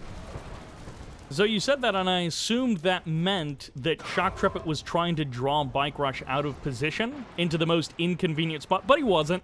He just got cornered there. That's all that happened. There was not some kind of genius other play that Shoktrepet was making. In fact, 2 obelisks just got dropped down on the front line for BikeRushOwnz. He's directly attacking now at the war factory of his opponent. It looks like a fuel air bomb coming in here as the Tib Vapor Bomb cleans up those obelisks. Yep, I like that kind of band-aid on this situation here from Shoktrepet, but that's a big support power that's now on cooldown for Shoktrepet. BikeRush going to be having that coming up again pretty soon, I would imagine, if he hasn't already had it come back up. And BikeRushOwnz, once again, as we kind of referenced, on these big maps, it feels like he gets his way. Whatever he says goes, and we're just continuing to see that play out. More refineries coming in for Shoktrepet, but it's maybe too little too late. BikeRushOwnz has so much firepower concentrated in this part of the map. Yep, Mine Drop comes down from Shoktrepet, but it's really not going to be enough to do anything. It's taking a little bit of, doing a little bit of damage to these infantry, but this is looking like BikeRush again, just going to choke Shoktrepet out on this map. It just seemed like Bike came into this map having a much better strategy in terms of his macro, and it's just going to show, even though the unit KDs may be in favor of Shoktrepet, it's just, look at the overwhelming firepower here coming from BikeRush. A lot of avatars here to melt the day. Now onto the front line, sniping avatars of Shoktrepet. And I feel like BikeRushOwnz is literally just trying to draw Shoktrepet into the obelisk fire as another avatar goes down. And BikeRushOwnz comes forward to basically burst down those obelisks of Shoktrepet. Oh, this just feels disgusting by Bike Rush. Yeah, just a really good kind of textbook, you know, macro play here from Bike Rush. He's really keeping Shoktrepet off of the Tiberium fields and also continuing to do damage, taking decent trades here. Again, he may not be winning 1-to-1, even though it looks like he is, but he's winning the economy battle, which is so much more important. I feel like in the Avatar numbers, he's winning 1-to-1. He may be losing KD overall because of Rocket Squads, but Avatar numbers, he is crushing Shoktrepet. And, well, Shoktrepet, there's no plan here. This is just delay tactics. I don't know what he hopes to do, but this is nothing. This is not a strategy. This would have been a case Shoktrepet for the EMP control center. If he had grabbed that, this could have changed this fight pretty dramatically and then could have allowed him to restabilize on his economy. But again, neither one of these guys prioritizing that EMP. I'm really surprised. Also, BikeRushOwnz, I feel like, is playing this pretty cautiously. He has the numbers advantage. He's had the numbers advantage for a while, and he has chosen not to press forward. He is actually scared of getting jumped on. He does not want to give this map away. This is actual timidity, cautiousness. I don't know what exactly variant it is, but BikeRushOwnz is not running away with this game. Well, but think about it too. He's got a lot of base defenses here. These refineries are way out of position compared to what Bike Rush has. And so there's really not a lot of incentive for Bike Rush to push forward. He actually wants to kind of sweep back down around the bottom side of the map now and kind of continue this fight, but down coming from the south. Either that or maybe he's going to recommit these forces and kind of sweep up and around to the left. Freaking BikeRushOwnz with the last shot on a bike before it gets destroyed kills a harvester on the south side of that Tiberium field. And yeah, you're right, there isn't an incentive for BikeRushOwnz to win the game right this second, but it's still somewhat odd after a long history of BikeRushOwnz just ending games as quickly as he possibly can. It's somewhat odd to see BikeRushOwnz play a bit more cautiously and extend the game to get an even more overwhelming victory. Yeah, again, it's really, it comes down to this war of attrition. It just seems to be that's what Bike Rush's mind state is right now. He's got a lot of refineries kicking around on the top side that he could probably recycle. That would save him a lot of money. But look at this huge transition into Venoms right now out of Bike Rush, and I don't think Shoktrepet's going to see this coming. Ooh, mine drop from BikeRushOwnz directly onto the avatars of Shoktrepet, getting some extra damage there, but also just delaying the forces from pushing further forward. Shoktrepet, I do want to point out, has a decent amount of cash on the north side of the field, 100% under his control. He could be utilizing that Tiberium a bit more instead of fighting over the paltry scraps in the south that he's able to try and control. He could be focusing more of his harvesters up there and just keeping the fight down in the south, but his eco up north. And that's a bit unfortunate that he isn't able to do that. Yep, there's the Venoms that you were talking about. Yeah, the Venom's going to be a real problem because there's just no answer here from Shoktrepet, and that's what Bike Rush was counting on. He was just waiting for Shoktrepet to continue to think that he was safe here, and then just when he knows that he's going to be able to catch Shoktrepet with his pants down, he's just going to push forward and do some damage. You know, Venom's not an overwhelming base-killing force, but again, it's this war of attrition that he's looking for. So these little victories are going to add up by the end of the game and do a lot of damage. These Venom's also going to give him huge presence around the map because they are in a big enough number where they are going to provide a lot of damage to the infrastructure. So going to clean up all these harvesters, all the refining on the backside of the thing. This is pretty much just going to be a walk in the park here for Bike Rush.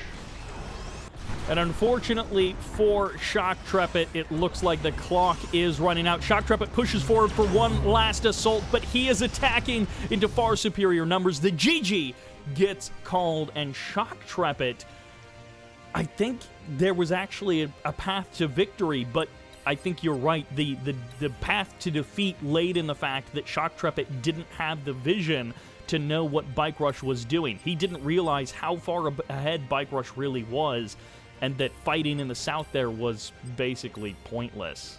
Yeah, and what's interesting is that Bike Rush is doing a really good job of playing around what Shoktrepet's doing and not getting locked into, I'm going to do this because this is what I do on this map, or because that's what, you know, makes sense in this scenario.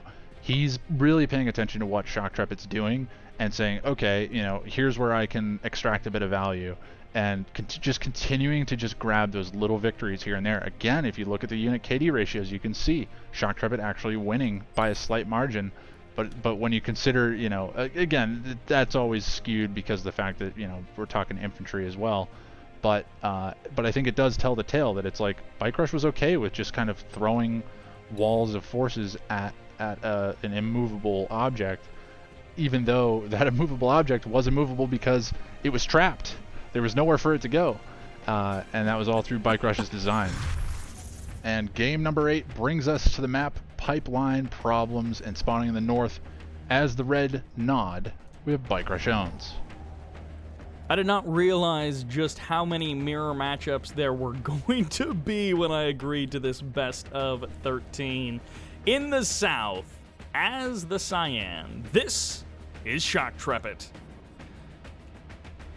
Crane first, but is that a surprise? No, not really. We're not seeing Crane first out of BikeRush. Ooh. We're seeing actually that is a bit of a surprise. Power Plant Barracks going for his tip spike first. So maybe a slight economy advantage here to Shoktrepet. And again, these are those base maps that you get with the game. So Shoktrepet's going to have that repetition on these maps and just kind of know muscle memory wise what to do and which is most efficient for him. Oh my gosh, this is a huge difference. War Factory, and that is a bike building out of BikeRushOwnz. Okay, so BikeRushOwnz is going full aggression. And, oh, he doesn't actually go down the left side of the map. Okay, he cuts back a little bit here. All right, I don't know what BikeRushOwnz is doing. He's going to go aggressive, but there's... Oh my gosh, double War Factory, are you kidding me? Ooh. This is going to be unscouted. Shoktrepet has no idea that this much pain is coming his way. Double War Factory is interesting. We haven't seen this much aggression coming out of BikeRush yet, or either one of them for that matter. And I don't think Shoktrepet's going to see this at all, and this is really going to hurt. All right, now the militant squads are going to get eyes on it right there, so now it's panic mode. Now it is cost savings mode for Shoktrepet. How much can he delay this attack? How many harvesters can he save? And just as he sees the bikes coming in, he dropped his War Factory on the other side of the map, so he's not even going to have a War Factory here to defend himself. Oh, he's definitely going to lose one. His best hope, selling those power plants, getting the militant squads onto the front line. First harvester goes down full of blue Tiberium. Second harvester gets targeted down. BikeRushOwnz finding the win here on the normal map on Pipeline Problems. Crazy, because not only is he getting the economy damage in the form of destroying these harvesters, but losing that blue Tiberium in the harvester is gigantic. It's bad enough losing a harvester with green Tiberium, but the blue Tiberium is just an absolute kick. You guys kind of saw it there. When you lose a harvester with Tiberium, it actually spawns a little Tiberium patch. But unfortunately, there's, I don't know, a bit of a bug or maybe an intentional design. When you lose a blue Tiberium harvester, it actually spawns a green Tiberium crystal. So you don't even get that blue Tiberium back. You literally just get green Tiberium. It's half the value of blue Tiberium. And a bit unfortunate there for Shoktrepet losing 2 harvesters with that blue Tiberium. And it looks like BikeRushOwnz, in the long term, is going to come out ahead. Yeah, I was skeptical of this build from Bike, but he did. He really committed hard to the aggression. He's going to go back in, maybe thinking that Shoktrepet felt a little bit safe down here, and he's going to get another harvester. Are you kidding me? One harvester remains on that blue Tiberium field for Shoktrepet. BikeRushOwnz, even at the natural expansion, going to be targeting down harvesters of Shoktrepet, although he will turn tail and run. Maybe he comes back in? There's more coming. We see tons of buggies coming across the map right now from BikeRush. He's going to be joining this fight, but buggy's obviously not much of a threat against the harvesters here, but going to do a nice job of picking off these infantry to allow the remaining bikes to come up and really do some damage. So BikeRushOwnz keeping the aggression on the Shoktrepet side of the map, not getting big wins and harvester kills here at this front line, but that's what these bikes are for that are now showing up. An absolute mess as both of these guys just pumping out an infinite number of buggy fueled by that early blue Tiberium economy. Yep, BikeRush up to tier 2. I think he's dropping his tier 3 right now, so big advantage in tech to BikeRush. I think he's up 2 tiers on him right now. So that's going to be huge. You know, is it going to be avatars, laser capacitor, scorps, or something else? I mean, that's really the only two options that you have. BikeRushOwnz comes into the main base of Shoktrepet. Bike Buggy looking for a target. I think he might actually just be going for the scout. He's going to be able to find a couple of harvesters here, somewhat undefended. Scorpion tanks coming in. Tier 4 maybe? The one-clicks? Tier 4 would be huge. If he's able to one-click these refineries, especially on the expansion. Oh, he's going to get the expansion, isn't he? Oh, just smashes it. That's pretty much GG. I just don't see how Shoktrepet recovers from this. He was already way behind, just took a massive hit to his economy again, and BikeRush is looking real dangerous right now. Shoktrepet's really, his saving grace is that BikeRush has not yet expanded to that natural expansion out in the open. So as a return, Shoktrepet could potentially hit back BikeRushOwnz and claim 2 refineries. It's sort of, we're looking into the future to see that, but, you know, maybe Shoktrepet will make it happen. Oh, MCV gets caught! Oh, no!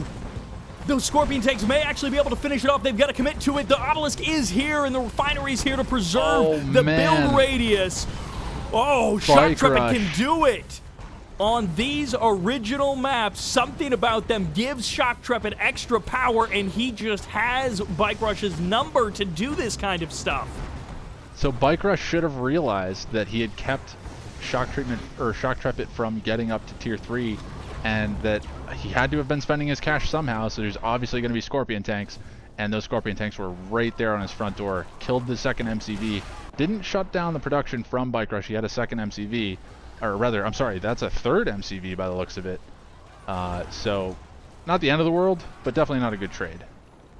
Yeah, BikeRushOwnz taking a bit of an L there. Scouting Buggy comes into the main base of BikeRushOwnz. I assume this is a one-click. I haven't actually seen the catalyst, the chemical plant, but yep, there it is. Gets both refineries, even with the kind of forward placement of that catalyst missile. And, well, that's about as good of a setup for the late game as Shoktrepet could have asked for. He's rebuilt on his natural expansion. 4 avatars on the front line for Shoktrepet, and he is base crawling his way to BikeRush. I do want to highlight, BikeRush did an amazing job of preserving the build radius from that MCV as it was getting sniped. Yeah, again, just the macro play from BikeRush, you know, not letting the little stuff get away from him, and keeping that build radius is huge. Although, BikeRushOwnz, he, oh man, my gosh. BikeRushOwnz' third MCV on the left side of the map was getting targeted by Scorpion tanks. He surrounded it with power plants and added an obelisk behind the front line, but at the same time on the front line, the one that matters, Shoktrepet is pressing forward, 4, 5, 6 avatars on the front line against these obelisks, and he is popping off BikeRush's defenses and avatars like they're nothing. He is killing everything on the front line. He's got to be careful, though. He doesn't want to stray these avatars too far forward without support from behind, with engineers coming back to recover them. I love 2 things. He's stealing BikeRush's Tiberium, and he actually got the expansion point as well, so he's got 2 types of build radius being provided to him here on the front line, and I cannot believe this, but Shoktrepet is actually out-biking Bike here on Pipeline Problems. He is bringing the fight to him, and he is burning it all down. This is crazy, with the advantage that BikeRush had early that he set himself up for, and he's just not able to hold on to it. Like, just somehow Shoktrepet just continues to power through. It's crazy. I'm really curious what the income graph is going to look like, but Shoktrepet staying active with those Scorpion tanks in the back line, literally cutting off BikeRush's hope of coming back in this game, and BikeRushOwnz sticking around in this game, but there's the GG as BikeRush has been defeated. And yeah, how the heck is the resource graph going to come out for this one? I'm curious. Yeah, actually Shoktrepet ahead for the most of that game. Yeah, because he had the advantage early on because he was able to get those blue harvesters down. But, but BikeRush did, you can see, he clearly closed the gap, but wasn't able to continue to capitalize on it. And again, I think it was just really that MCV getting caught out of position. That was a huge blunder from BikeRush. I think he was getting a little bit too ahead of himself, quite literally, and didn't have any support for that MCV on the move. And once those Scorpion tanks came out of the fog, they were just like, all right, yeah, sure, we'll kill this. and there was just no stopping it because there was just no way of getting any base defenses down to stop it in time.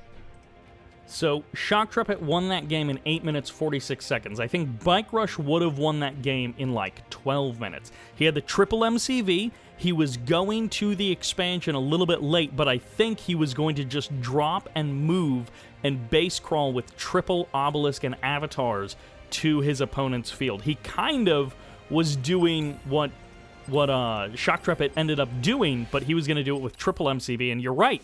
He got completely caught unawares. He didn't have the defense, and, well, that's it for game number 8. As we go into game number 9, Shoktrepet continuing to even the score and take Bike Rush to task.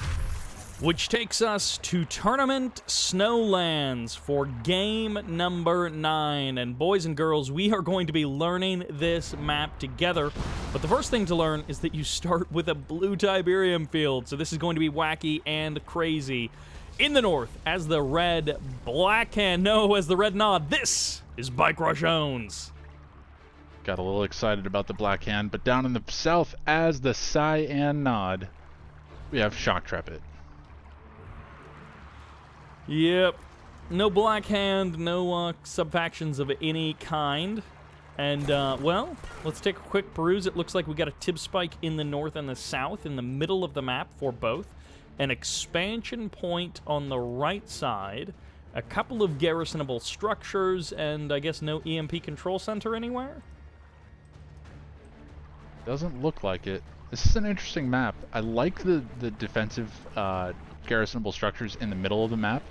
They're spread out like in a way that gives you almost full vision over the middle of the map. Oh yeah, and it's sort of 3 of them at the kind of beginning, middle, and end of this little, I don't know, lake, this puddle in the middle of the map. War Factory after the refinery for both players, but BikeRushOwnz goes double refinery on the blue field, and Shoktrepet chooses to spread out his refineries a little bit. Yeah, I like the spreading of the refineries. I think that's a good choice because I mean, yes, getting plenty of harvesters on that blue Tiberium is going to be good, but getting up to tier 4 real fast and getting those 1-clicks is really going to hurt.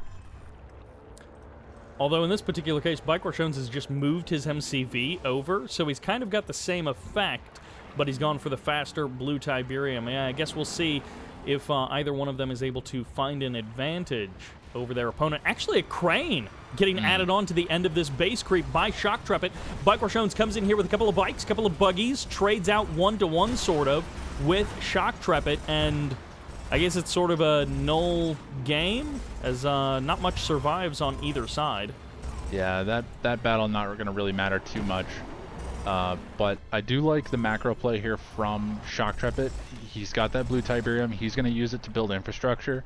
I like it a lot. I think the crane was really a good idea, and we'll just have to see if he's able to make that work in terms of his production or his tech. I don't know what these guys are going to choose to do. I would have figured it was going to be multi War Factory real early on and just go super heavy bike buggy or transition into Scorpion tanks, but right now we're seeing these guys just go super ultra heavy eco.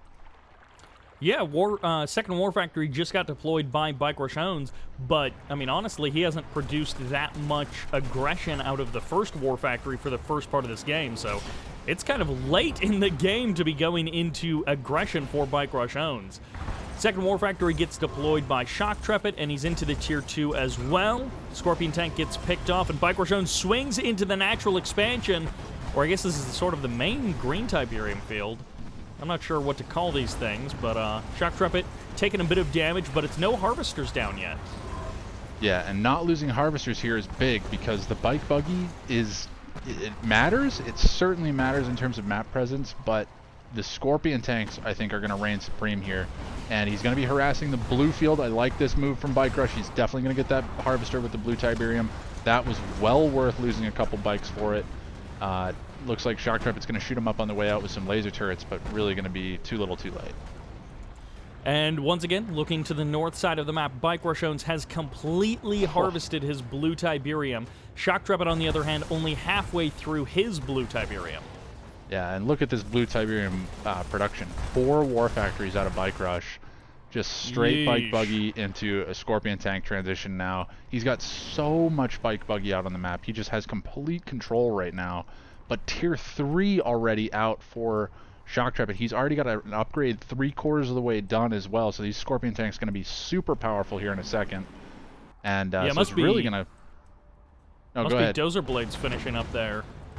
Okay, right. Yep, there it is. Dozer Blades, the first upgrade. It upgrades so fast, man. It's chunking away on that status bar so quickly. Follow-up, I assume, going to be laser capacitors. So Scorpion tanks fully upgraded for Shoktrepet coming in very soon here. And we have no tech out of Bike Rush by comparison. So he's really going to be relying on this bike buggy to do some real damage in terms of the harvesting of Shoktrepet. And Shoktrepet with only one harvester on the blue Tiberium right now.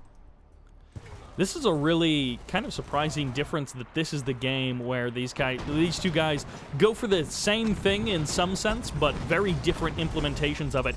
Big swing in here by BikeRushOwnz on the left side of the map. Scorpions, bike buggy, all coming in at that blue Tiberium, and BikeRushOwnz is looking to overwhelm with that quad War Factory production. Yep, and what was missed maybe for just a second there is down in the bottom right. There was a big bike buggy engagement that got absolutely smashed by Shoktrepet. So good fight for him on the bottom right. Now he's going to consolidate all of his forces here into the top left. He has the tech advantage. He's got Dozer Blades and laser capacitors on Bike Rush's for War Factory production. So I think just a better strategy here from Shoktrepet in this game. So it's proving that fast money does not win the game. Shoktrepet still has not been able to claim all of that blue Tiberium, although there was the sound cue for the tier 4. The one click comes out. He doesn't get any refineries, but he gets harvesters.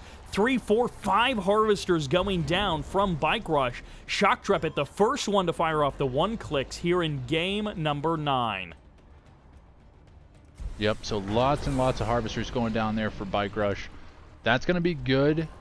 He is still choking Shoktrepet out from this blue Tiberium. The fact that Shoktrepet hasn't completely committed everything that he's got to getting that blue Tiberium under his control is shocking to me, because that is so much money that's being wasted right now. It's like 20 grand almost. It might be 15 to 20,000 credits worth of blue Tiberium. Laser capacitor Scorps going up against Bike Rush's fully unupgraded. He has neither of the 2 upgrades this late into the game. He does have that third base coming up quite nicely. He's got 3 refineries there. Shoktrepet just has the 1. But, I don't know, it feels like Shoktrepet, he may have the better play if he's able to secure this contested field in the middle of the 2 bases. This is really interesting because Bike Rush isn't even teching. Like, he doesn't have tier 2. He's not. He hasn't even dropped tier 2 to even suggest that he's going tier 3. He's not even interested in going with tech. He's just going pure numbers. Rocket Squad's being added on to that. It's talk about pure numbers. Yeah, double dojo or double barracks getting added on there. Trying to split up the forces. It looks like laser capacitor Scorpions hitting several spots at once. They get crushed at the natural expansion, but they're taking down power plants in the main base. And I'm not sure that Shoktrepet can really hold up against these Scorpion tank numbers, and maybe that's what Bike Rush wants, but it might feel like it's more of a delay game for Shoktrepet. He's trying to buy time for this MCV play. Yeah, these were really bad fights here for Shoktrepet. I don't know why he chose to engage the way that he did. Maybe to try to consolidate the forces of those Scorpion tanks into a different position than where he's moving. But now he's got nothing. He's got 5 Scorpion tanks here to defend along with an obelisk. He's not even like multi-MCV from what I can tell. I don't see a second MCV. This would be a great map to go multi-MCV, but you just don't see it. And again, there's no defenses on this blue field. I just can't believe it. It's kind of crazy, but Shoktrepet, he almost is like going for a multi-MCV build, but he forgot to do the multi-MCV. His positioning is telegraphing that he wants to do a multi-MCV, and yet he's just going with that single MCV. Now, double obelisk and avatars here on the front line for Shoktrepet. He's going to be able to eat up these Scorpion tanks, but the numbers might just be too much for BikeRushOwnz. He might just be able to crush this base of Shoktrepet's, and there's nothing he can do. Oh, that Avatar had such an opportunity there to crush so many Scorpion tanks just walking forward based on how the Shredder turret was placed. And unfortunately, just a missed opportunity there from Shoktrepet. But This is where the Scorpion tanks just not having the upgrades isn't going to help. He really needed to bring a lot of infantry along for this. He's got the rocket squads, but they're just not doing enough damage, and it was a disjointed fight at best. Oh my gosh, is BikeRushOwnz going to lose this? This feels like Shoktrepet, even though he had an awkward start to this base push, he's almost made something out of it, and it's just rocket squads that BikeRushOwnz is responding with. Shredder turrets can deal with that. Scorpion tanks coming in from multiple angles here as Shoktrepet is looking to just crush these rockets and keep his advantage. GG, it's called. Oh my gosh, Shoktrepet takes game number 9 and cements himself in the lead of this tournament. What a weird game. And the fact that neither one of them identified that blue Tiberium field in the bottom left as being like a target of opportunity. BikeRush did such a great job of harassing it, but never like sent any of his own harvesters to go steal the blue Tiberium. That would have been huge. That would have been so much economy, and there was just nothing there from Shoktrepet to stop it. And yeah, I mean, look at the trades here from BikeRush. 0.41 KD versus a 2.34. I mean, just nuts in terms of how many units he was throwing at the wall. And I think he had the right idea, but just didn't push when he needed to. And that all brings us to game number 10 of this best of 13 series, and that brings us to the map Urban Roulette. And on the far left-hand side, as the cyan nod, we have Shoktrepet. And on the right side, as the red nod, yeah, I'm sorry. I did not know it was going to be this many mirrors. This is BikeRushOwnz. All right, behind the scenes, we all have a little bit of an, I don't know, like an unspoken rule that we just sort of assume that BikeRushOwnz is going to win. And after that last game, it feels like Shoktrepet might actually just take this whole thing. Like, he might actually be able to completely dethrone BikeRushOwnz. Coming into this, it was like, it's another tournament, BikeRush is gonna win it, and like, I'm sure someone will put up a good fight. But now I'm a believer, man. I don't know how this one ends, and it legitimately could be in a Shoktrepet victory. That last game made me a believer. Double tip spikes on this map, but it is claustrophobic. Yeah, definitely a tighter map of one of these newer ones. It's interesting because it seems like there's a lot of terrain here that's, you know, flat and certainly can be driven around on, but not going to be terribly useful. So maybe some extra avenues that you can send units around the sides of the map. Flame tanks maybe going to be a problem around here. We'll have to see. The minimap is somewhat deceptive. By the way, Shoktrepet swinging in with a couple of bikes. No, maybe not swinging in as he cuts away to the north side of the map. The minimap's somewhat deceptive. There's those big patches sort of that look like they're inoperable terrain, but I think it's just trees in fences, and it's not like garrisonable structures or anything. I'm not sure what the deal is with the minimap. It looks kind of funky. Oh yeah, you're right. I didn't even notice that. So big eco, it looks like. We have a main base for each of them and then a natural expansion, but this is a community-made map that looks like it was made in the style of the original map. So it's only one natural expansion, no blue Tiberium, and it's 2 tib spikes. So it's going to get weird, especially if they both go for the same field. Hopefully one pivots to the north and one pivots to the south for their natural. Yeah, I can see multi-MCV being a thing here, because this is going to be up close and personal. You're going to be duking it out at close range, so those MCVs I think going to be particularly powerful here. Looks like both of these guys going into tech. BikeRush getting it up a little bit faster. He's already up to tier 3. He's probably looking for that tier 4. Going to be looking to do a bit of infrastructure damage here early on. Yeah, this is such a tight map as well that it looks like the Catalyst Missile may be able to catch double refineries from these guys. Bike and Buggy swinging in here from both teams, it looks like. Shoktrepet manages to find a laser turret on the south side, and, well, he's going to head on out. Takes a little bit of losses there. That might have just been for the scout, though. Yep, he's going to get a lot of vision, but do hear a Catalyst Missile and 2 refineries go down. Oh my gosh, 5 harvesters on the side of Shoktrepet getting eliminated there. And BikeRushOwnz gets the first strike in that case. That is such a big blow to Shoktrepet's economy. After that last game, it feels like BikeRushOwnz wants to really maybe humiliate Shoktrepet. Yeah, this is a lot of damage here from BikeRush early on, but again, those support powers are very powerful, very expensive. You have to build up to tier 4 in order to use it, so it's just going to be a matter of whether or not he can continue to keep that pressure on after doing that damage. Shoktrepet hasn't yet placed down any additional refineries, and ooh, I think that was second MCV just spawned in for BikeRushOwnz. It's crawling its way to the north. This could be a perfect 1-2 punch. Take down the refineries back at home, and then follow it up with a multi-MCV play. The tier 3 is up for Shoktrepet, but it's a bit later by a good while than the tier 3 of BikeRush. Yep, and now he's forced to rebuild refineries instead of building tier 4, so he's not going to be able to respond with his own. And now BikeRushOwnz, I mean, his main base has the tighter cluster of refineries and harvesters, but he started to transition over to that natural expansion, so that's really where Shoktrepet wants to hit. Ooh, a couple of bikes sneaking into the back of BikeRush's base. He loses a power plant, not a huge deal, but a little bit of damage done by Shoktrepet. Yeah, that's what I like this map for. Nice big flat map, almost like tournament arena in some ways. And going to be able to sneak some units around the sides of the map. The harassment path is going to be really important on this map, but I think it's really going to come down to that face-to-face just slugfest. Ooh, here comes a catalyst missile. Where is it? Must be in the north, right? Yeah, catches 3 refineries, 4 harvesters at least, as BikeRushOwnz gets hit with his own tactic, and that may have actually been an even more impactful catalyst missile by Shoktrepet. Avatar from Shoktrepet closing in on the front line of BikeRushOwnz, and BikeRushOwnz doesn't have much to respond to that Avatar. I mean, it's one Avatar, it's not a huge deal, but still.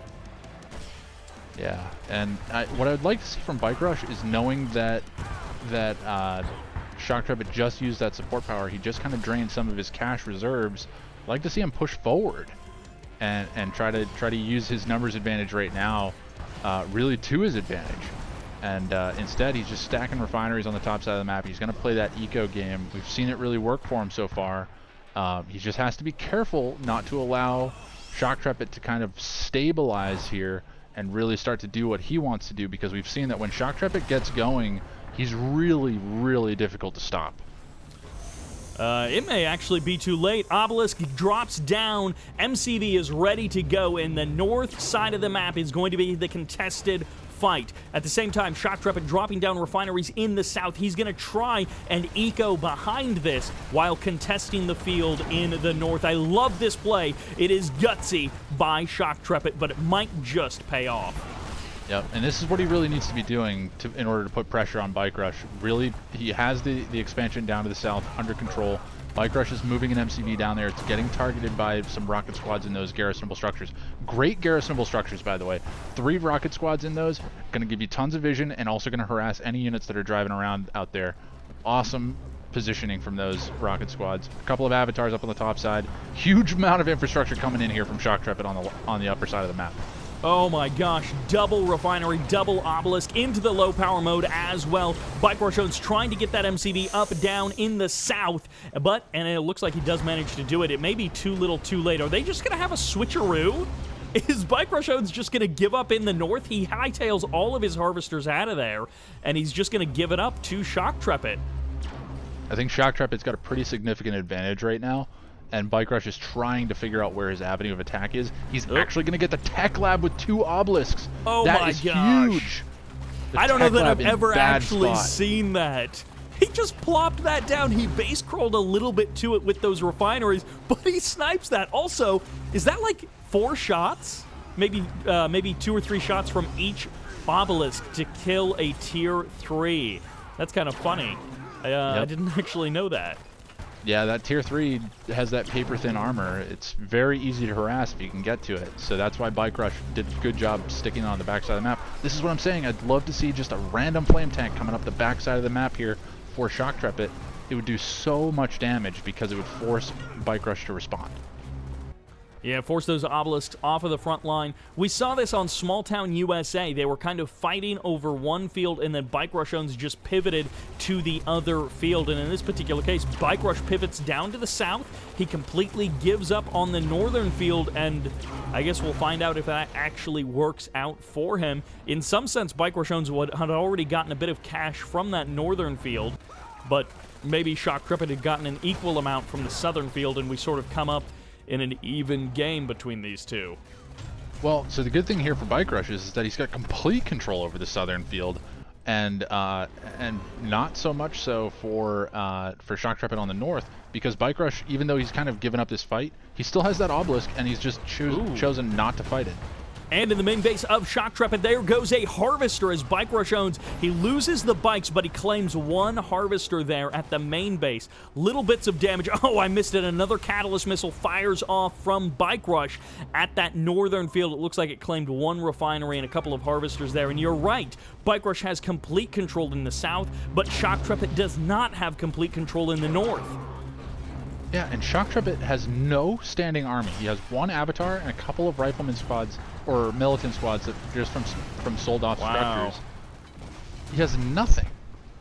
I didn't even realize that, yeah, he literally has no standing army. BikeRushOwnz has like 4 bikes attacking the main base. Well, they just got cleared up. But BikeRushOwnz had 4 bikes attacking the main base of Shoktrepet, and Shoktrepet was responding to it with base defenses only. It's like one Avatar, and that's it. This guy has spent himself sort of into a corner, and now BikeRushOwnz is taking advantage of that. Yeah, it's interesting because Shoktrepet is starting to slowly take control over the north, but it is coming at a cost. He just lost, I think, another Harvester or some kind of unit there to the obelisk. The obelisk here from BikeRush is causing problems because he still has build radius up there. And I love the use of the build expansion with the Operations Center. It's more expensive than some of your other options, but it gets you that Black Hand member when you sell off the Operations Center, which is key to BikeRushOwnz burning through the buildings of Shoktrepet. And after that game number 9, it looks like BikeRushOwnz is looking to take back the point and even up this series. But it's not over yet. Shoktrepet strikes back in the south. I think that was a catalyst missile clearing out the field of BikeRushOwnz. Well, and we did just see the avatars here from Shoktrepet take down one of the MCVs here for BikeRush. They managed to catch it out of position and took it down. I think those avatars could honestly push forward and look to take down the tier 3 of BikeRush as well. That would cause some real problems for him, especially with these obelisk drops. Yeah, it's 2 exposed power plants and a short walk for Shoktrepet to actually get to the tier 3, and then it completely shuts down that building. And then tier 3 just went down here for Shoktrepet on the far left-hand side. We saw some bikes come in from BikeRush. So again, the harassment from BikeRush been quite a bit better, but it's actually been pretty balanced. Now that I think about it, in the terms of the avatars sniping that MCV, and now it looks like they're going to get a Harvester as well. So nice snipes here from the bikes. Wow, BikeRushOwnz committing with those, even using the decoy army there. The Harvester goes down. Another refinery, another Harvester gets spawned in for Shoktrepet. But even as contested as this northern side has been, BikeRushOwnz still has a little bit of a stake here. 2 obelisks in the north that haven't been shut down, and Shoktrepet is, unable to completely take control of that. Ooh, on the south side, check this out. Airlifted engineer into that carryall. I'm not sure where BikeRush is going with that, but we'll keep an eye on it. I'm glad you're seeing that as well, because I was curious what he was doing there as well. It looks like that might be going in for like an MCV snipe, or maybe going to steal the Tiberium spikes, but no, it looks like there's just an engineer on the south side here for BikeRush that's just going to steal that Tiberium spike anyways. Huh, maybe a little 2-step. Take 1 Tiberium spike in the south and then use the carryall to get the one in the north. Bikes do bit of harassment in the north. BikeRushOwnz and Shoktrepet, both of them just kind of going crazy. This is a very chaotic, very sloppy, very unorganized game from both players. A lot of trading places. Now, I can't remember, but I've weirdly distinctly remember there being Spectre artillery here for Nod, and we have not seen a single one. I feel like this is a map where it would actually really be useful, because you could hit and run and hit from long range. And there's not a lot of units out, there's not a lot of bike buggy floating around to really stop it. I believe only beam cannons in Tib Wars, right? Spectre artillery is purely Kane's Wrath. That would explain it then. Oh, MCV cap on the left side of the map. There's going to be the engineer coming out of the carryall. Will he actually get it, or will Shoktrepet sell it off? No, he grabs it! BikeRushOwnz grabs the MCV, and is it going to be a sell-off, or is it going to be some kind of build? It looks like he's keeping it. He's building an obelisk from it or something. BikeRushOwnz has actually secured that MCV, and he's going to do something with it. Nice work here from BikeRush. It looked like he was going to go take the Tiberium spike, but I think he saw the opportunity to grab the construction yard. So that was a really nice pickup there from BikeRush. Obviously, it's not going to win the game outright, but it definitely doesn't hurt. Now, one thing to note, they have traded Tiberium spikes, so Shoktrepet has taken the other one in the north, and this has kind of become a north versus south split when we actually started out with an east versus west split. BikeRushOwnz taking that MCV on the left side might be the first step towards a meaningful victory by him in this game. Yep, we're seeing a bunch of avatars out here from Shoktrepet, though.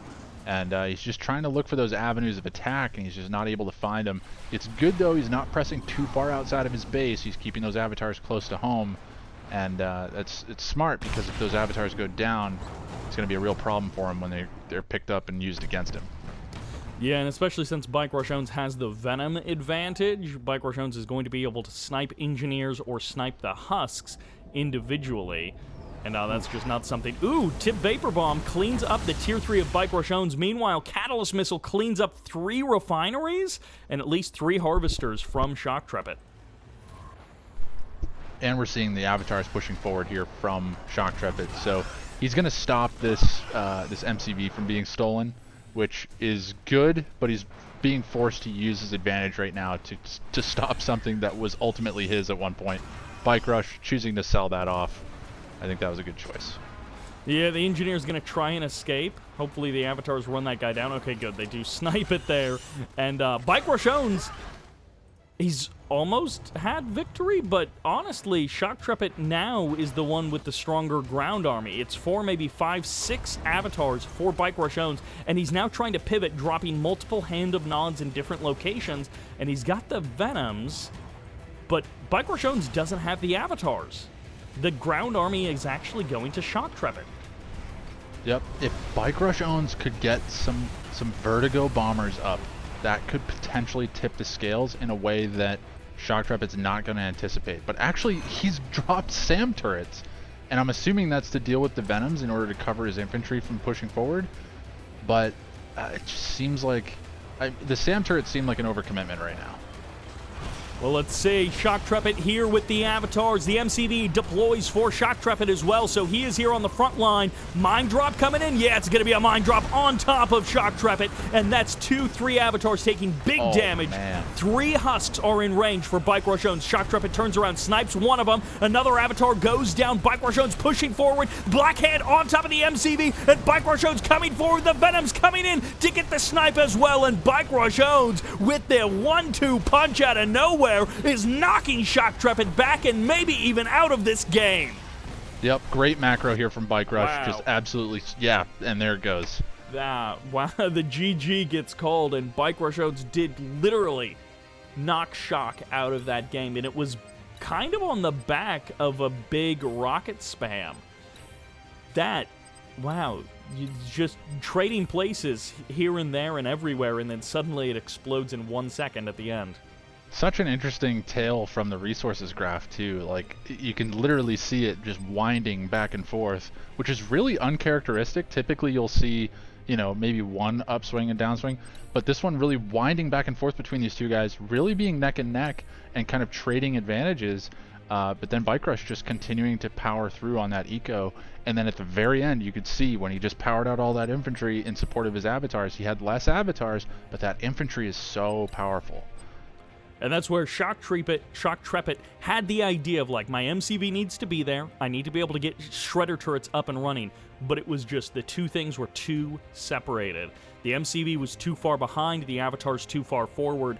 And yeah, BikeRushOwnz was able to jump on that opportunity, crush forward. He now evens the score up. 10 games, 5-5. Shoktrepet nearly taking 2 games in a row from BikeRushOwnz, but it will not happen here, but we are going to go to game number 11. Welcome to the classic, the eternal tournament arena in the north as the red nod. This is BikeRushOwnz. And in the south, as the cyan nod, we have Shoktrepet. And look at that, the emissary right from the beginning, right out of the gate, the expansion to the blue Tiberium and shadow teams. Heyo, we get to see the differentiation between these guys. This is not a big shadow team play. This is just the minimal shadow team rush. So you get the shadow team surprise or whatever, and then you get one shadow team from selling off that secret shrine. So delay to the eco, and it's going to kind of go hand in hand with the fact that it's big eco at the blue for Shoktrepet, in theory. Yep, and he's going to get that outpost sniped right now. That's exactly what those shadow teams are there to do. I think 2 of them kill it. I don't know if he needs the militant squad to actually kill it. There we go. Perfectly done. BikeRushOwnz snipes that outpost. Well done. He didn't get the engineer down on the south side with the other shadow team, but he is going to get a full scout here. And he's going to see that he's up against just standard eco, so he's going to feel pretty good. Even tags that power plant just to do that extra little bit of damage.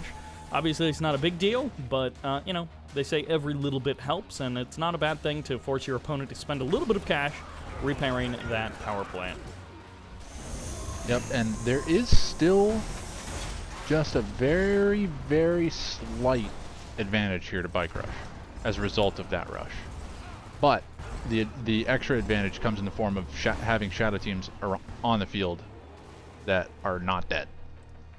Yeah, and actually BikeRushOwnz coming back in. He might be able to snipe a power plant if he brings all of them together. Yeah, he's going to go for a power plant and force the repair and then probably bomb a different power plant with the other 2. Shoktrepet swinging into the base of BikeRush we saw a moment ago. Did a little bit of damage to a harvester, but ultimately not anything of consequence. Yep, and BikeRush has not expanded to blue yet, whereas Shoktrepet has already moved his MCV. He's almost got a refinery down, so he is going to have that economy advantage, and he's going to be forced to deal with this militant squad at his expansion here as well. Obviously not a big deal, but Shoktrepet's going to know exactly where that expansion is. Yep. Almost kind of feels like that militant squad forced BikeRush to deploy the MCV in an awkward spot. Oh, that militant squad, no, he barely doesn't get into the bunker. I thought he was going to be able to jump into the bunker, but he barely doesn't get it. That would have just been, again, not of consequence, but just annoying for BikeRush to deal with. Yep, and Bike Buggy coming in here from Shoktrepet down at the blue expansion here from BikeRush. I like this a lot from Shoktrepet. This is really forward thinking. He knows that this expansion is huge here for BikeRush. He wants to cut this off as much as possible. He's going to commit to the attack. It looks like he is going to be able to clean up one harvester just there. It does go down, and it's going to be rocket squads as the response, but too little too late. He killed the harvester. He slowed that eco, and at the same time, Shoktrepet, he's completely uncontested in the north. He's lost a power plant. He's lost the emissary to the shadow teams, but ultimately it feels like Shoktrepet is coming out ahead. Yeah, I was really going to give Shoktrepet a huge, shout out for being way ahead, but he did lose a few units on the backside of that fight that he really didn't need to. Once he took out that harvester, he should have just cut and run. There's really no point of sticking around, but he's going to go into the main base undefended here. He's going to get at least one harvester. He hasn't gotten any yet.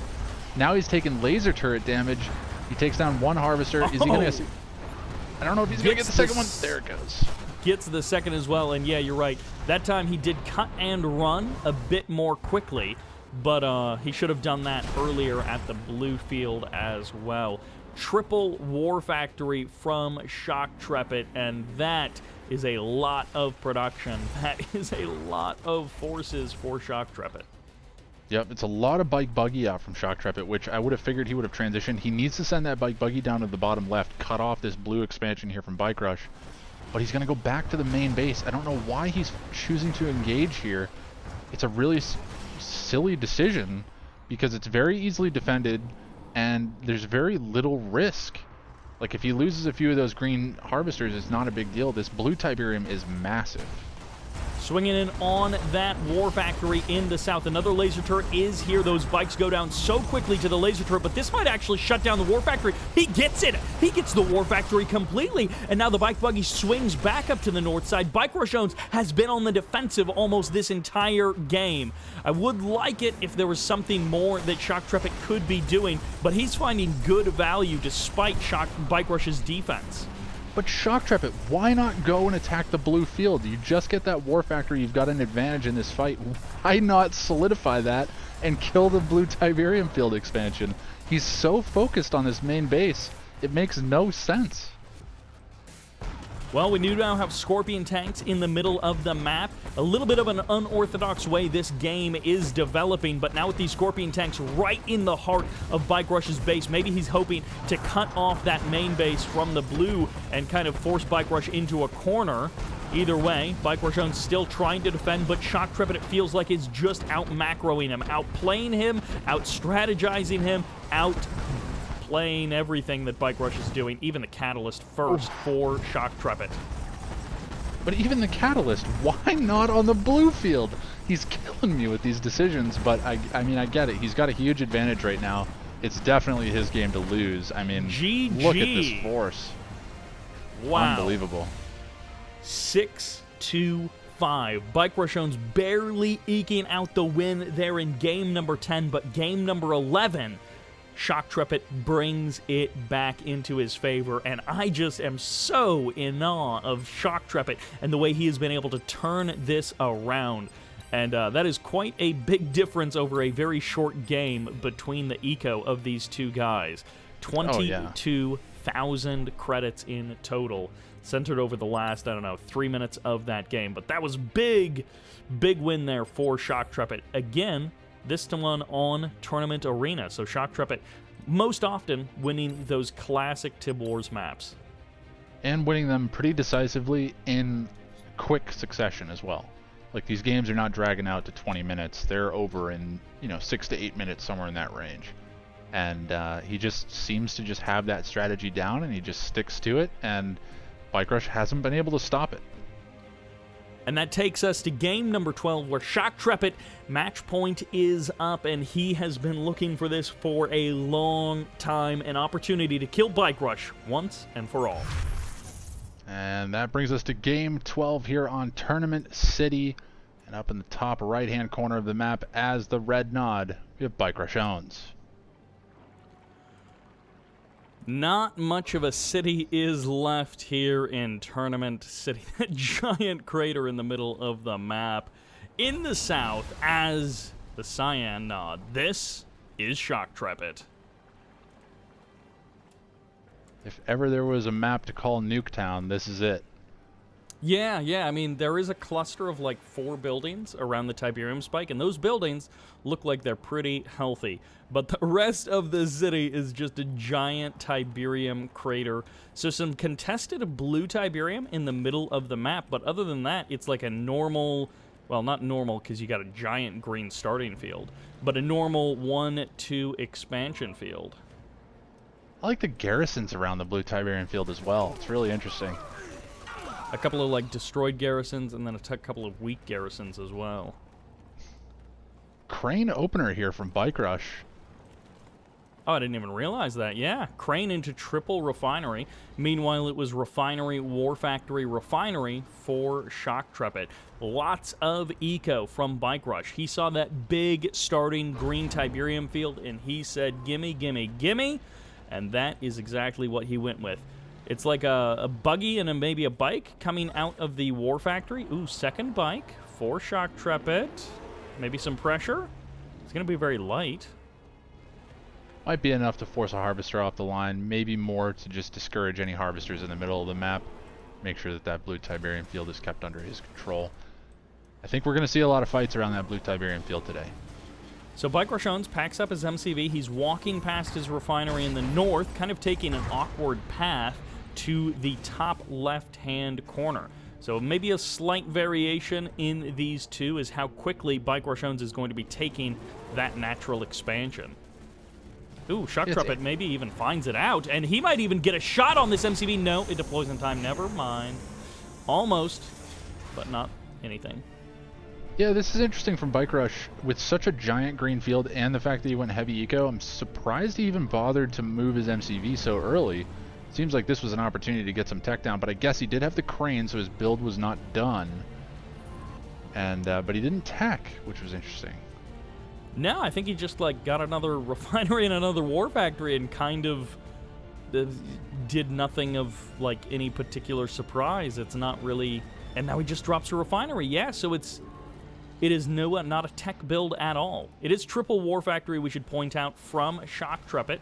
His own MCV is on the way, crossing through the field, but I don't think he has to worry about getting ambushed, so good for both of them that they're going to get their MCVs over to their expansion pretty darn safely. It's funny, this could have been a map where you'd see a quick tier 4 in order to harass the economy, because, I mean, if you're going heavy economy, which is kind of a natural thing to do in this situation, you just hit the center of that Tiberium field, you're going to kill a ton of harvesters. Yeah, even if you don't get the refineries, getting all of those harvesters could be critical. Few bikes out here from Bike Rush going to be coming down looking for some harvesters, but not going to find any. Instead, they're going to find Scorpion tanks, and a lot of them.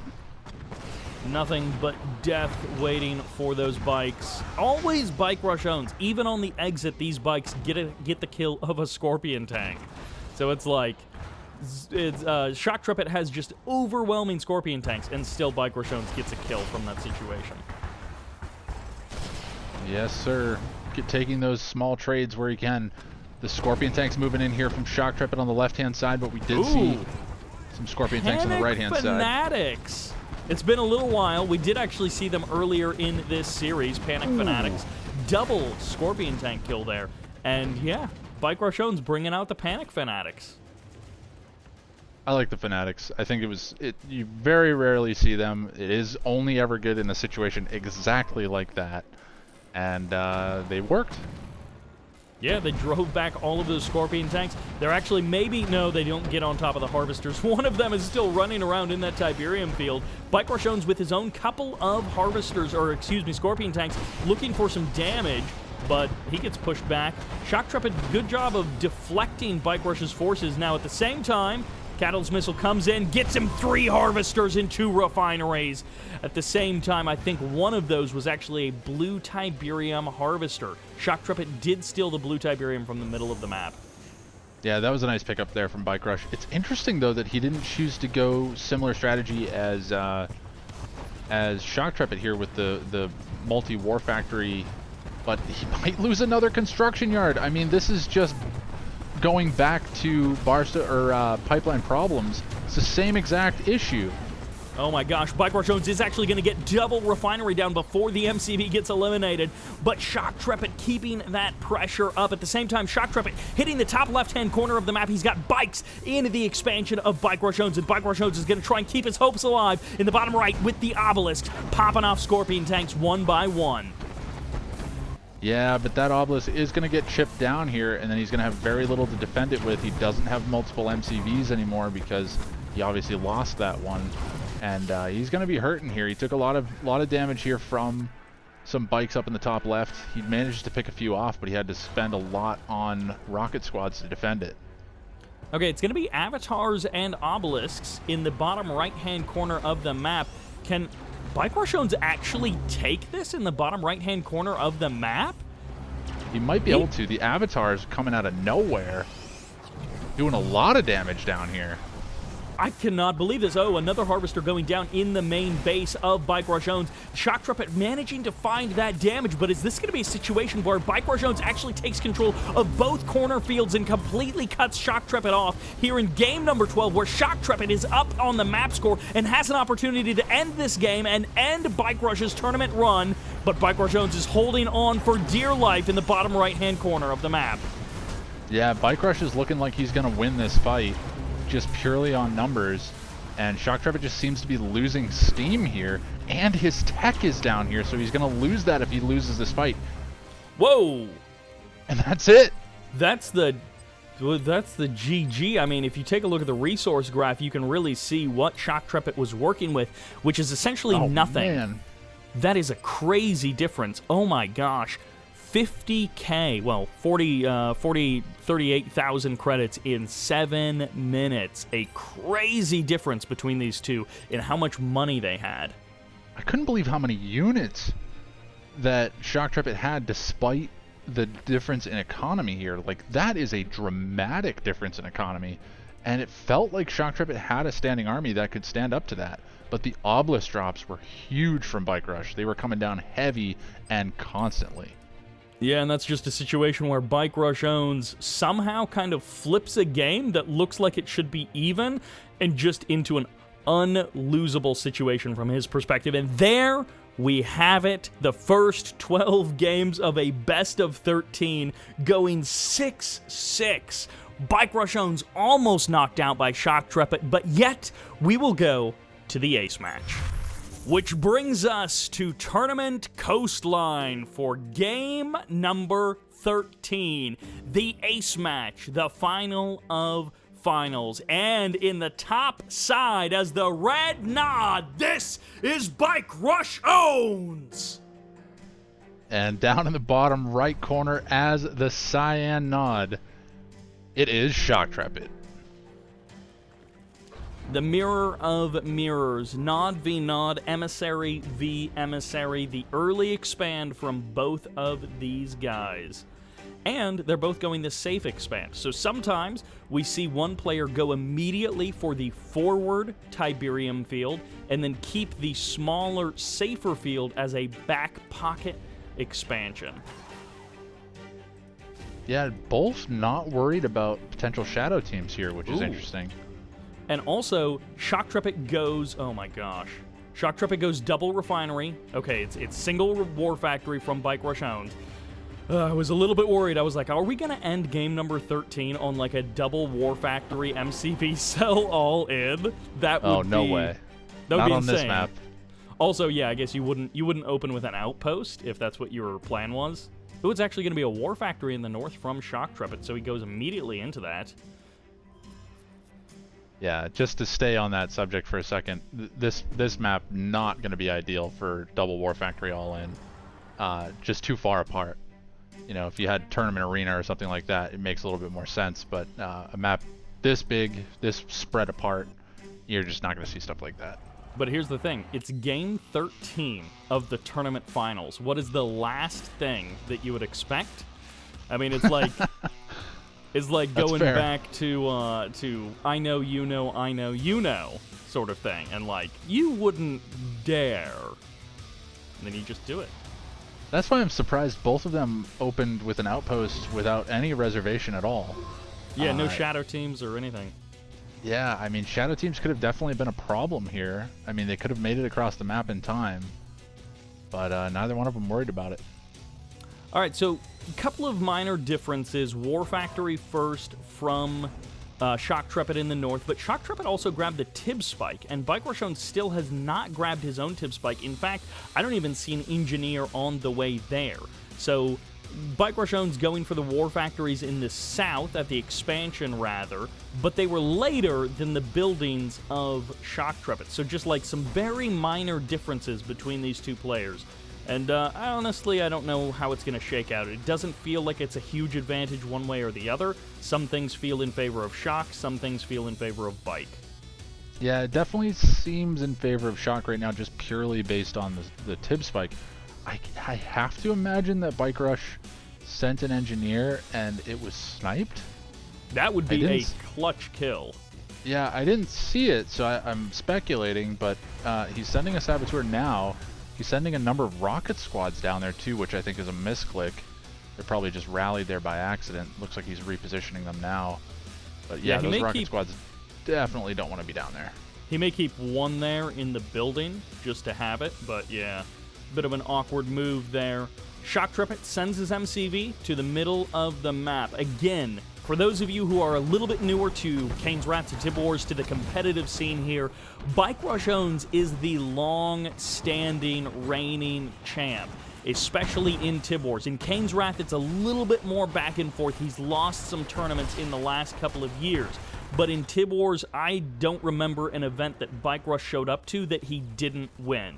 I'm not saying it didn't happen, but if Bike Rush shows up, it's almost a guarantee that he wins, and right now it feels like Shoktrepet is, like, I don't know, fulfilling a prophecy or something. It feels like he has a chance to really take this game, and he is in prime position to do it. Yeah, Shoktrepet seems like he has a strategy here. Oh, here comes another construction yard that's going to get caught out. Not again. I can't see it for a third time, Cybert. Please. He's going to just drive right past it. Panic Fanatics trying to deal with this. At the same time, BikeRushOwnz did send a decoy army into the natural expansion of Shoktrepet. I imagine he had another idea for that decoy army, some scouting that he was planning on doing, and that's actually going to be a catalyst missile fired by Shoktrepet, catches 2 refineries and shuts down the main base of BikeRushOwnz. Yeah, that was a big hit from Shoktrepet. And now he's going to put some pressure on that tech lab, too. This is not good here for Bike Rush. Now, there was a vapor bomb that was called in, but the transport was actually shot down. BikeRushOwnz canceled that support power and stopped that tech lab from going down. Those Scorpion tanks were going to guarantee the kill, but instead, BikeRushOwnz holds on to his tier 3, and that is a critical moment to catch. And they get stuck in the bottom, or the top corner of the map, and all of them are going to go down. Yeah, the Scorpion tank force completely eliminated there. BikeRushOwnz packs his MCV back up. He's headed even further to the front line. He is going directly for Shoktrepet, and it's just actually been tier 4 on the side of Shoktrepet. BikeRushOwnz, I don't think, has fired off his catalyst missile just yet. Yeah, I like this move, though, from Bike Rush to get in his MCV into the middle of the map here. He has control of some of these buildings. He does need to grab control of the rest of the garrisons around his MCV, otherwise he's going to be put in a bad spot. But getting aggressive here, I think, is going to be the right choice, because we've seen that not being aggressive with Shoktrepet on some of these base maps is a dangerous prospect on the best of days. And Shoktrepet seems to be firing on all cylinders right now. Well, BikeRushOwnz closing in at the third base of Shoktrepet. At the same time, Shoktrepet drops an air tower, which feels like it's a plan for the future, not a way to stop Bike Rush right here, right now. A couple of Scorpion tanks are here. Once again, a lot of operations center being built and sold off. That gives Black Hands directly to the front line for BikeRushOwnz, and it gives them that extra ability to burn down those buildings. Yeah, I'm going to disagree with you a little bit. I think the air tower is actually a really smart move here from Shoktrepet, because it's going to give him some fast scouting, which is what he's using that Venom for right now. But on top of it, Bike Rush is going to want to bring a lot of infantry along for this fight, and the Venom's going to do a great job of forcing out some base defenses to deal with them. Oh, the Venom is actually for that stealth reveal of the Harvesters. There's Scorpion tanks on the south side of the map for Shoktrepet, trying to deal some damage to BikeRushOwnz. That's about the only good thing that Shoktrepet has going for him, is Harvester hunting in the south. It's not quick, especially with these avatars now here, but it's going to be a mine drop on top of these Harvesters. That is a ton of mines and a lot of damage. One Harvester goes down, a second one extremely low on health, and Shoktrepet almost nukes the entire economy of BikeRushOwnz, but BikeRushOwnz still stands strong. And that's going to leave all of those Harvesters open to harassment here over the course of the game, unless Bike Rush decides to repair them. We do see some SAM turrets coming down here from Bike Rush now. He's going to be forced to deal with these Venoms, which is exactly what Shoktrepet wants. If he's dropping SAM turrets, he's not dropping obelisks.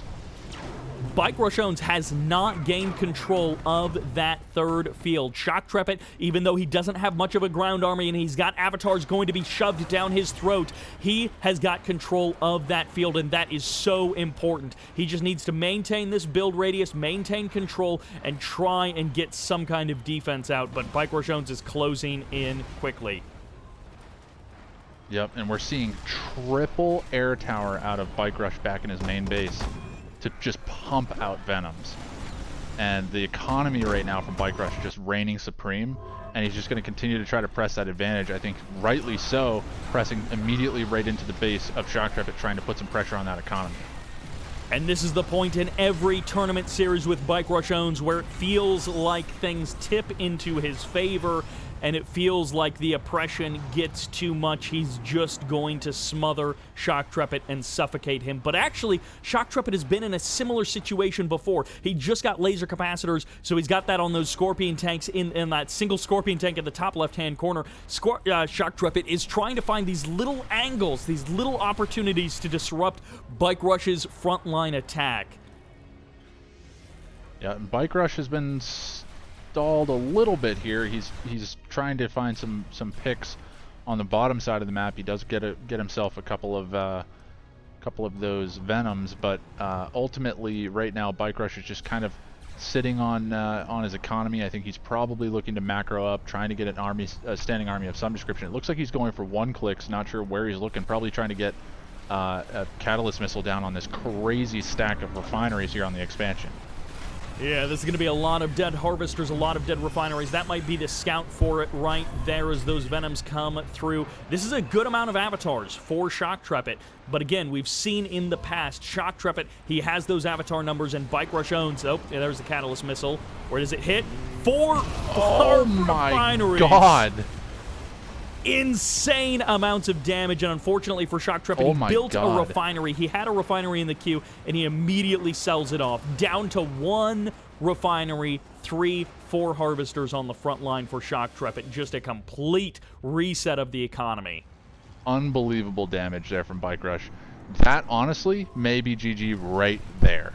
Because if now BikeRush decides to push forward with what he has, every little trade is going to hurt Shoktrepet so much more than it's going to hurt BikeRush, because he can't recover from it the same way that BikeRush can. Shoktrepet is losing, fuel air bomb on top of the avatars, on top of the air tower as well. A little bit of damage to the avatars. Actually, not very much damage at all. More damage to the buildings. And gets the war factory. Yeesh. And these Venoms, they have gained now complete air superiority. BikeRushOwnz, again, slow, steady, cautious. He drops a disruption tower as well, masking his movements from Shoktrepet. And Shoktrepet, he had some cutesy moves. We see now a Scorpion tank returning that was in the top left-hand corner. It is unable to really do anything else, and Shoktrepet, he's almost out of options. That was an amazing catalyst missile. Yeah, you almost hate to see it. It's just too much damage for a 1-click. But this is just really good macro play here from BikeRush. Just smart, methodical. He's not getting too far out ahead of himself. He's making sure that he's got an army standing there with his MCV before he moves it forward. And he's just going to continue to press forward and just keep Shoktrepet on the back foot, which is exactly what he needs to do. He just needs to resist the urge to try to end the game right now and just continue to force Shoktrepet to respond. Let's see if he can do it anyways. Avatars coming forward, rockets and Venoms all here. BikeRushOwnz may be about to lose the air advantage, but it doesn't matter because there's so much on the ground. GG gets called, and BikeRushOwnz takes another tournament. Oh, Shoktrepet coming so close, but ultimately BikeRushOwnz will be the victor. And check out that resource graph. Neck and neck for 80% of the game, and then suddenly a flat line, and we all know what that flat line was. Yeah, it's just painful to see. But, I mean, to be fair, Shoktrepet knew that there was a possibility, and he had no response to it, so it's just, it is what it is, you know. There's not much more to say about it than that. Something else to bear in mind that I was thinking about going into that game is, like, these guys were playing for, you know, looking at the times on these replays, about 2.5 hours deep. So, you know, fatigue in the middle of the night is going to definitely be a factor here for these guys, and especially for Shoktrepet being probably on the later side of the time scale. Certainly not excuses, but you have to factor in that fatigue. And one thing that BikeRush is known for is he just seems to hold on forever. The guy can play forever. And that will do it for the Tiberium Cataclysm Championship. Big thanks to Edvin and Luvascott on the organizational side. I'm not sure who did what exactly, but the two of them, I think, were in charge of it. And, of course, a big, gigantic thanks to Wind Beachman for the prize pool donation. By the way, we talked about first and second place, $300 and $200 respectively, but third place was $120, fourth place was $80, and then there was actually 10 $30 prizes going to random people who participated in the event. So $300 of the 1,000 total was actually random distributions. So if you play the event, you don't actually have to win to take home a bit of a prize. And oh my gosh, I just switched over to the units tab. That is a disgusting difference between these two guys. Yeah, it's just, it was so obviously slanted in favor of Bike Rush in that game. He clearly had a strategy going into it, especially moving that MCV into the middle of the map at the very beginning of the middle part of the game. And he just was unable to be dislodged from that spot. And the economy just took over. Yep, so that will do it. Sparty, big gigantic thank you for joining me in this game, in this series. It was phenomenal casting with you once again. Hopefully we can do it again soon. Any final words? Oh, no, I just really appreciate being here. You know, I had some weird expectations coming into this, especially Tiberium Wars. You know, you never know. I wish we could have seen some GDI. You know, maybe even a little bit more screen aside from the one time it was played, but that's how these games tend to go. But I think we saw a lot of high-level play, so it was really exciting. And to see a best of 13 actually go the distance of 13 games, very unusual, I think by any metric. But nice to see. It was an exciting tournament, I think. All right, thank you all very much for watching. Thank you for joining us. I hope you enjoyed this marathon of a series. That will do it, and this is Cybert signing out.